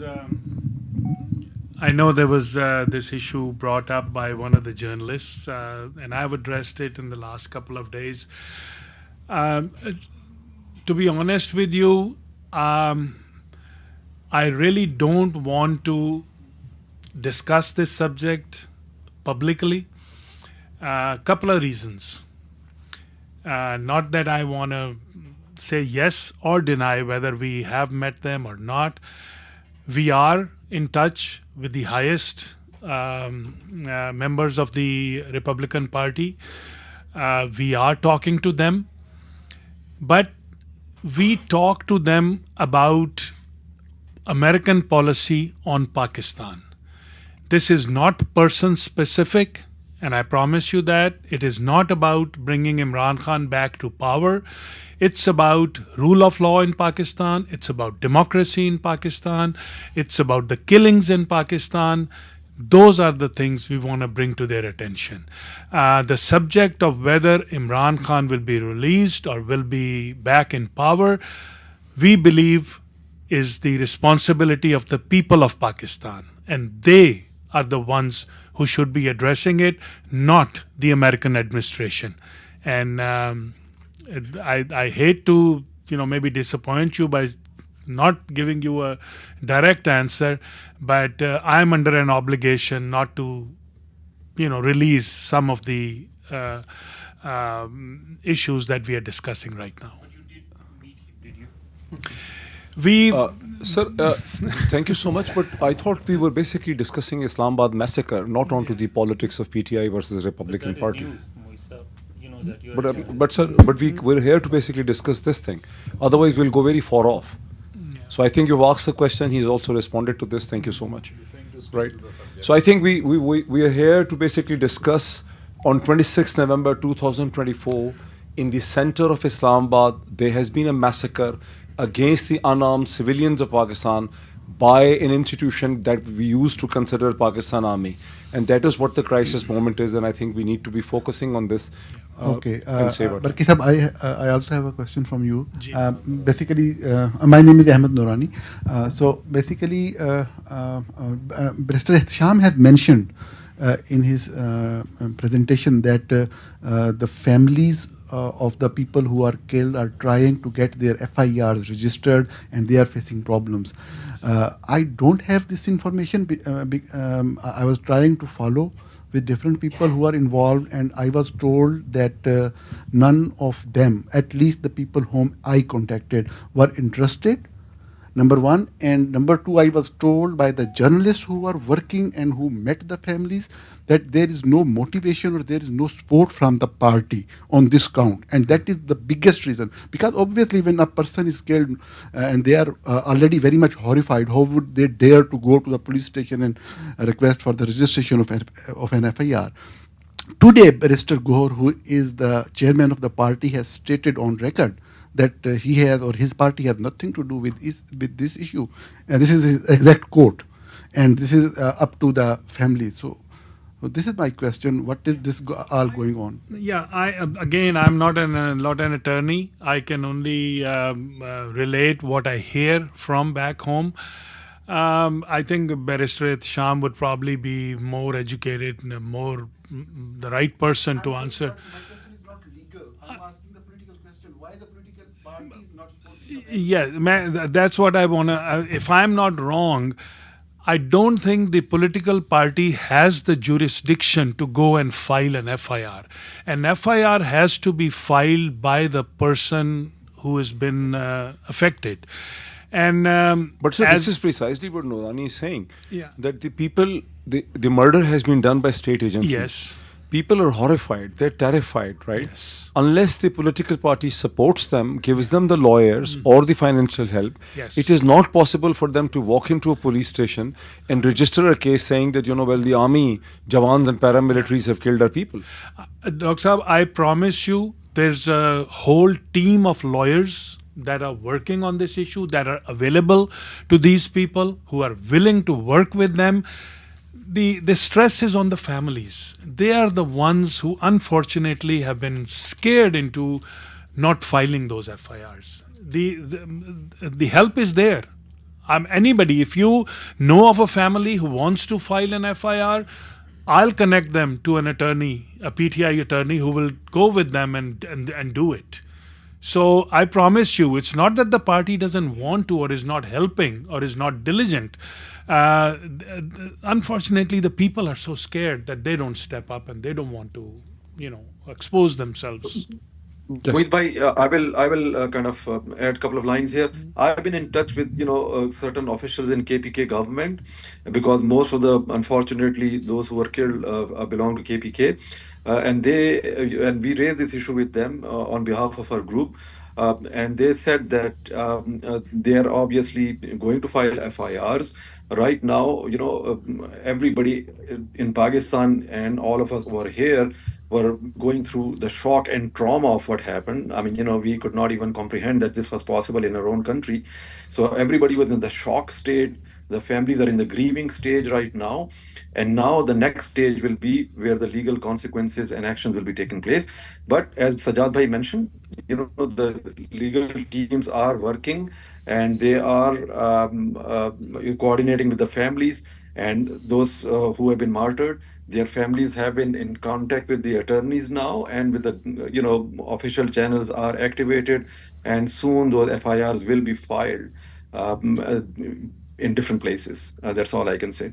So that is being actively done right now. I spoke to them myself this morning. Thank you, Dr. Moeed. Yeah. Can I just add just one little comment, and maybe Barrister Sham can expand on it. I was also told, again, this is information that was provided to me, that technically on one incident, there can only be one FIR. What usually the government or the agencies do is that they go and file an FIR by themselves on their own premise, on their own information. And that stops the other party from filing another FIR. I don't know if I'm right or wrong. Barrister Atisham, kindly clarify. First, I remember that guy when the Rangers incident took place. You remember one of the victims who died was an ex-officer of Frontier Constabulary, and his brother said that I went to the police station, I tried to get the FIR registered, but they said that we want you to change the contents of the application. So I said that my brother is gone, why would I say lies about his death? I remember very well. Right? So that is one incident. And second, as far as the legal perspective is concerned, whenever a crime takes place, it is committed against the state, not just one particular victim. So it is the responsibility of the state or the government or the police to register the FIR first. And then what Mr. Berkey has said is absolutely correct, because most of the times what these law enforcement agencies do, they register an FIR by themselves, putting up their own version, and then they said that the FIR is registered. We can't register a second FIR. So in these cases, what Pakistan Tehreek-e-Insaf lawyers can do is that they can go to the courts, file petitions for the registration of counter version from the families of the victims. And I think they must have registered the FIR. What they do in such situations is, mostly you must have heard as a journalist, Noorani Saab, that they register the FIRs and then they seal them. And they say very shamelessly and openly, oh, we've sealed the FIR, we can't give you a copy. Even when Imran was fired upon, FIR was not registered. Yeah, but Satyam, in Yes. this case, I think that even if you are asking the lawyers to go to the court to file a petition, before that they will have to file an application Yes. for the counter FIR. Yes, of course, from the families. That I agree with you. That's right. And the party needs to support them. If I may add something over I here. also have a question on that. Yes, go Sure. ahead. Myself and Dr. Moeed, we have one FIR against, we have been put in that FIR together. Now, who filed that FIR? Someone.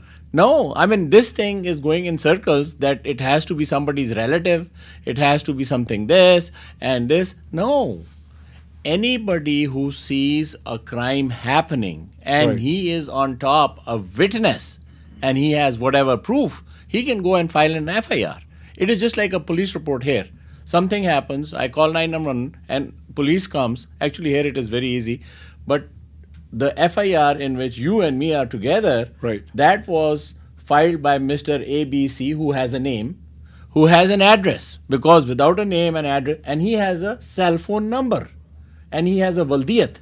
So as long as he has this kind of a thing, the FIR is in place. Yes, and one last comment that I think as per the letter and spirit of criminal law, the question should be that why the government has not registered the FIRs for the victims as per the statements of their families, number one. And if they have registered the FIR as per their own version, why have they still not contacted the families of the victims for their version and for their statement under Section 161 of the Code of Criminal Procedure? That should be the question. No, but that is what is being asked. There's two aspects to it. One is registering it, the other is filing it. Right. So somebody has to file it, and then the government's responsibility, as Barrister Saab is saying, is to accept it. So in this case, let's say citizen X, his candidate, his constituency guy, he can go and file it. Right. Barrister Atisham, it's very interesting that Colonel Akbar mentioned that FIR that was registered against us. For those people who don't know, I had never met Colonel Akbar since the FIR was registered, In one of these occasions organized by First Pakistan Global, I got to see who Colonel Akbar was, right? But the FIR registered about 1 month after the 9th May. Basically, in fact, the FIR against me were registered once I spoke in the Congress, against harassment to me that FBI has informed me. So anyway, so the FIR says, this FIR complainant says that he walks up to a crowd of people who were attacking a military installation. In Melody. In Melody somewhere in Islamabad, which I never knew where the military installation is. And he checked their phones And on the phone, he found me and him together. Inciting them and telling them how to attack. Attack them. Right? So Barrister Tasham, in Pakistan, these kind of FIRs can be registered because the government or the state agencies want these FIRs to be registered.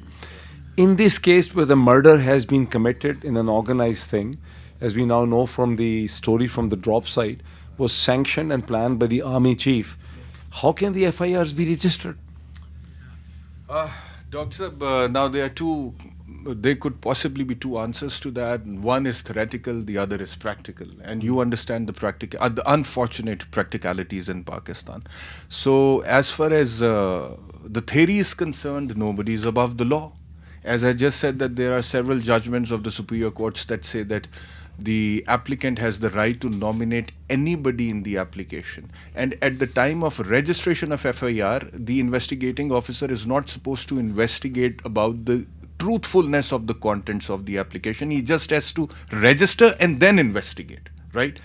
But now, of course, we're talking about the military establishment. We're talking about a jungle. We're talking about a jungle ka badshah. Yep. So, of course, that's not possible right now in Pakistan. Do they have any hotline or anything, how they can reach out the legal team?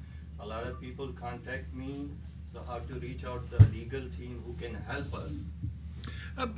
I think people know who to reach out over there, party members. But like I said, if somebody is reaching out to you, let me know. Yeah, I do. People contacting. Let me know. I will get them.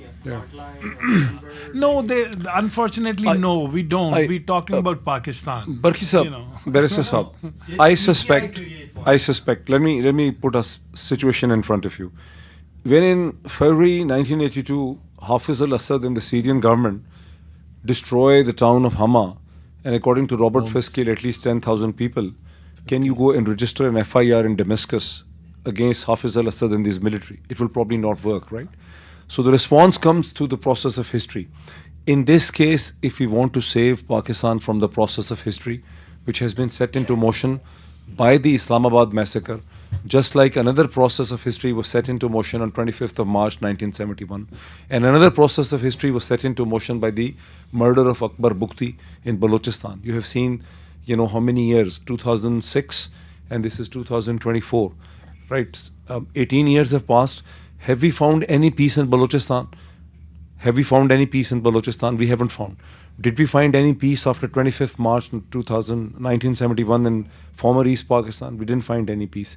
If we have to get peace in Pakistan, the pressure has to come from within Washington and London and European Union to change and arrest what is happening. The FIRs in Pakistan can only become valuable if there is pressure from here. Otherwise, no FIRs will be registered or ever investigated. What do you say? I agree. I agree with that. So that means we have to focus on how can we utilize United Nations, how we can utilize Amnesty International, Human Rights Watch, how can we reach out to the American media, how can we reach out to the Congress and the Senate and human rights organizations. Unless we are able to reach out to these, to expect that lawyers in Pakistan will actually make any difference, I don't see any possibility of that. I agree with you. Yeah. Any more questions? You have a question? You are talking about rule of law or all these legal issues, but at the same time you say that there is no rule of law in Pakistan.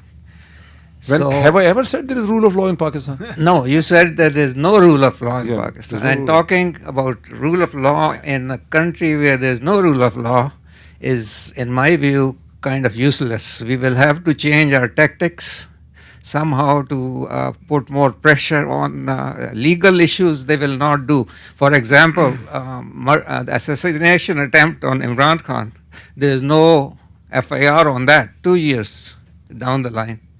So in this kind of situation, I think we should consider other avenues or other ways of changing our tactics. Sir, we are peaceful people, but they have also blockaded, banned, registered criminal cases against us. What I fear as a keen student of history is if we, the Pakistani diasporas who love Pakistan, are unable to use the mechanisms that are available within United Nations, within United States, within London, within European Union, Pakistan is history. Because then the process of history will take shape. the Pakistan army will not be able to save Pakistan from the process of history it is continuously unleashing. Anyone who has any suspicion should look at Balochistan. Have they been able to control the situation in Balochistan in the past 18 years? No. Every week you find a story. They always underestimate the figures. On 25th August, more than 100 Pakistan Army soldiers and officers were killed in Balochistan by BLA attack. I have seen the actual internal reports. They basically tell you the wrong figures.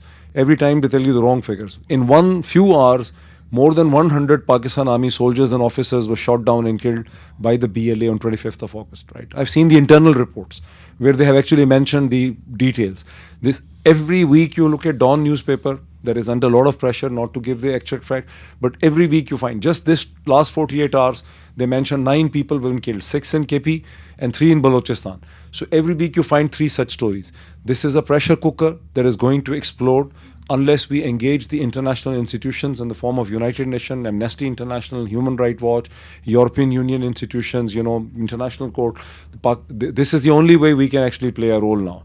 Because they have given, with the Islamabad massacre, they have given a shut-up call to every process of democracy and protest. Who's going to protest now? When they're going to open machine gun fire, no one can come and protest. So this is how I think about it, sir. Yes, sir. Yeah. Can I ask a second question? Yeah, but let it also wind it up. Yeah. Second question is more with Colonel Akbar's side. I'm from military family and I know lot of army, and I cannot imagine Pakistan army to stoop so low. But from all the information that I get, the main problem in the army, I'm sure a lot of generals are corrupt, but main problem seems to be ISI and their C wing. Agreed. I think we should also make a call to ban that or close that organization. Because most of the problems are being run through them from the army side also. Yeah, agreed. I'll add to this that many senior army officers, I can't even name the names, have told me in the past several years that ISI is a rogue organization and Pakistan Army needs to get rid of the ISI. Yeah. They are the senior most people. You can't imagine, you can't imagine how senior they are. But sir, what about the end user agreements? I think we're missing the point. This is a clear blatant violation of the US law. So you see, first thing is that within the framework of Pakistan Army, the whole system has crashed. When you put up a regular army, it is governed by a lot of conventions, whether they are internal, whether they are checks and balances, so that it is so much of power that you don't go mad or you don't become a psychopath like Mr. Asim Munir. So this has been a gradual, deterioration, but it was taken to top speed in the last few years, where there is no holds bar after a certain rank level. Like a general's rank, there is no rule. How much you can loot, how much you can kill, how much you can, do anything. Smuggle. The whole spectrum. And they define it themselves for REs. They call it illegal spectrum. And they come out at DGI sparse level and they say that, okay, if you look at into even this last 84th Formation Commanders Conference, what came out of that? The bottom line of this. So what they say is that we are the ones who are going to eradicate this illegal spectrum and then the crime nexus. People of Pakistan now take it that they are the perpetrators of this illegal spectrum. They are the controllers and they are the masters of it. So this is a very intertwined, where ISI's role is, of course, pretty serious. But now what a person like me gets like shivers that the field army, the actual army has gotten into it. It is now free for all. No, I fully understand. You see, what it's you're saying, now we have gotten onto this Islamabad massacre. As I take it, it has crossed a certain threshold on both sides. You see, but I'll take it to that. And Dr. Munir came up with that thing, the term denial and genocide, the extreme level where you reach. But there is another thing which you are countering it with total imagination. You see, there is a general who's, I'll put it in bracket, he's been my instructor. He talks a lot and he's, that intellectual, that on one side, there is a total denial. And on the other side, there is a total imagination bullshit. It's not that. Now the people of Pakistan have realized, and with this kind of an exercise, the world has gotten educated of what is happening in Pakistan in real time and what it is leading to. So I would say yes, this breakage of a system where you know this is the 6th largest army, which was to be controlled under certain conventions and rules, that has gone for a 6. Agreed. What about the end user agreement? It's a violation of the... No, that is part of it. So what you do is... No, what can be done here in the US? Sir, it's a violation of the... So that is where Barrister Saab, what he was saying, that, you know, we started off with that Rome statue and... No, I think this has to be raised in Congress. Sir, this has to be... Actually, it has to be raised in the district court here. Oh. You know, there is a universal jurisdiction when you talked about transnational repression. There are multitude of extended families which are getting exposed to and are vulnerable and are already hurt with these weapons which have gone into the hands of Pakistan Army, right? So at that point, and now we have proof what they, you know, literally the people took the Remington 700, it was shown, and nobody can deny it. That sniper rifle is the smoking gun right there. So all this... And we have the footage of that. Yes. You know, and one more thing, even I actually, the whole entire DNI structure, they know more about what is happening in Pakistan. I'm talking as an American right now, right?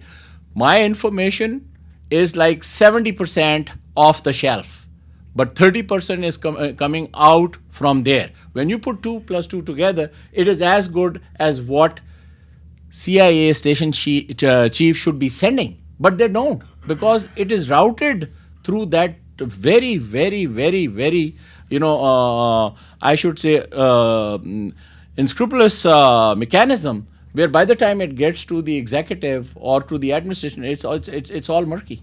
So we can handle that. Yeah. So I have another small question. There is a boycott going on in Pakistan regarding the products made by the Fauji or the Askari groups.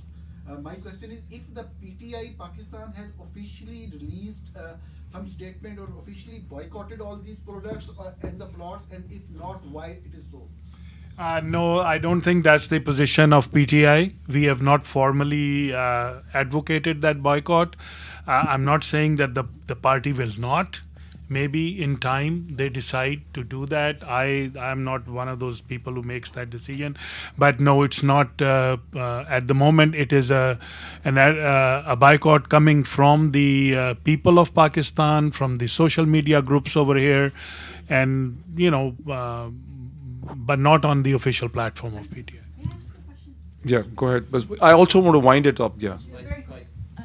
So we know for many years people, go missing in Balochistan, Sindh, and we are very familiar with that. And in the past, what has happened is any type of attack on the civilians has been under the cover of that this was, a terrorist activity that we are fighting against. So what has changed that the establishment and the government has become so strong that in the heart of Islamabad, they can open fire on civilians. So how did they become so bold that previously they had, a lot of things have been done in Pakistan, but they were always under the cover of something else. So what happened that they got so bold and suddenly they just killed people, in the D-Chalk? I think they have support from the outside. No. That only explains it. They're not defensive. Because even in Balochistan, they were defensive. But now they have solid support from somewhere. And also it may have something to do with the psychological makeup of the man at the top. Yes. It's very simple. They killed Arshad Sharif, nothing happened. They tried to assassinate Imran Khan, nothing happened. They broke the constitution, nothing happened. They stole the election, nothing happened. No, they said, hey, it's our world. So I was Dr. shot out at the May 9th of the GHQ. They killed 25 people. Once again, the PTI never documented anything. Dr. Saab, I have a quick question. In the past, we have seen even against Pakistan when they were going, beyond, especially these limits, there were sanctions like FATF and all that, and even any country does that. the big, movers and shakers, they put sanctions, human rights sanctions and all that. But we are not seeing that against. In the the past, current- the sanction drives against Pakistan were being run or sponsored or pushed by India, right? Because of a geostrategic situation. Right now, the other interesting aspect is that Indians are watching and seeing, and they're interested in what's happening in Pakistan. They're letting it happen. They are on the beneficiary side of the situation in Pakistan. They are actually supporting the present regime of Pakistan. This is the first time that an Indian government is actually supporting what is happening in Pakistan. Also, sir, how much annual assistance do we get from the United States? How much sanctions can the United States apply on Pakistan now? Sir, I would say you understand this much better. United States is not only helping Pakistan through direct sanctions. There's a whole system of international support. That I understand, but do we receive you see much in case of assistance Venezuela, you see in case of Venezuela in COVID, which was a human right issue, the Venezuela was denied the IMF funds, which was right of the Venezuela, and its credit rating and its points was much, much, much better than Pakistan. In Pakistan, every law that violates the US conventions, the European conventions has been violated. There has not been any sanction against Pakistan. If the European Union has dozens... But do we receive anything from the United States? We are receiving about $10 billion every year. What are you talking of? I will tell.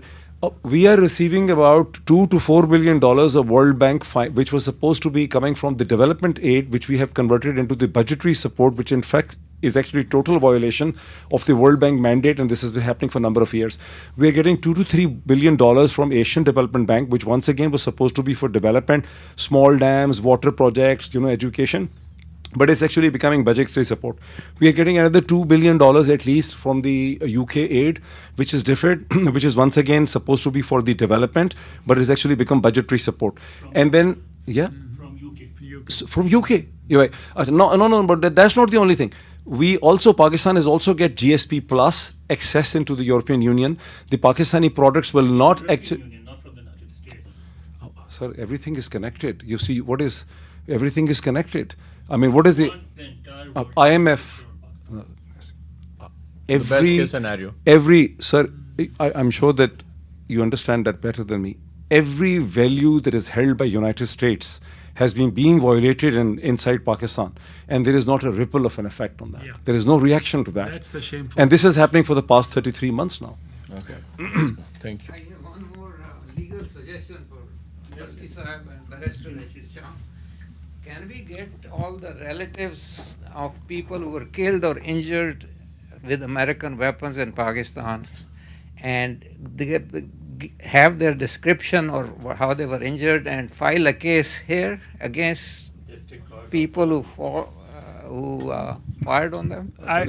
We are exploring that. This is what is called universal jurisdiction. I was just asking Sham Saab to please look into it a little more. We've had some meetings with lawyers who explained to us what universal jurisdiction can do. And one of the biggest issues that we see, one, it's not that easy over here in the US. It's better to file in some of the European countries. They are more relaxed when it comes to that. But the biggest hurdle is that if you file a case, the victim or the family of that victim has to be present over here. Now, will they be allowed to leave Pakistan to come and file over here? Will they be willing to come and file that case over here? So that is one of the hurdles that we look at. Yeah. But at least we should look into it. We are definitely looking into it. Yes. Because if you file a case, the other benefit is there's a publicity. And negative publicity for these journals, I think, would be helpful. I think things have gone beyond this, but I think with this, I'll thank you, everybody. We'll wrap it up. Thank you so much for all of you coming here. And thank you once again for First Pakistan Global and the other associations for organizing that. Thank you so much. Thank you.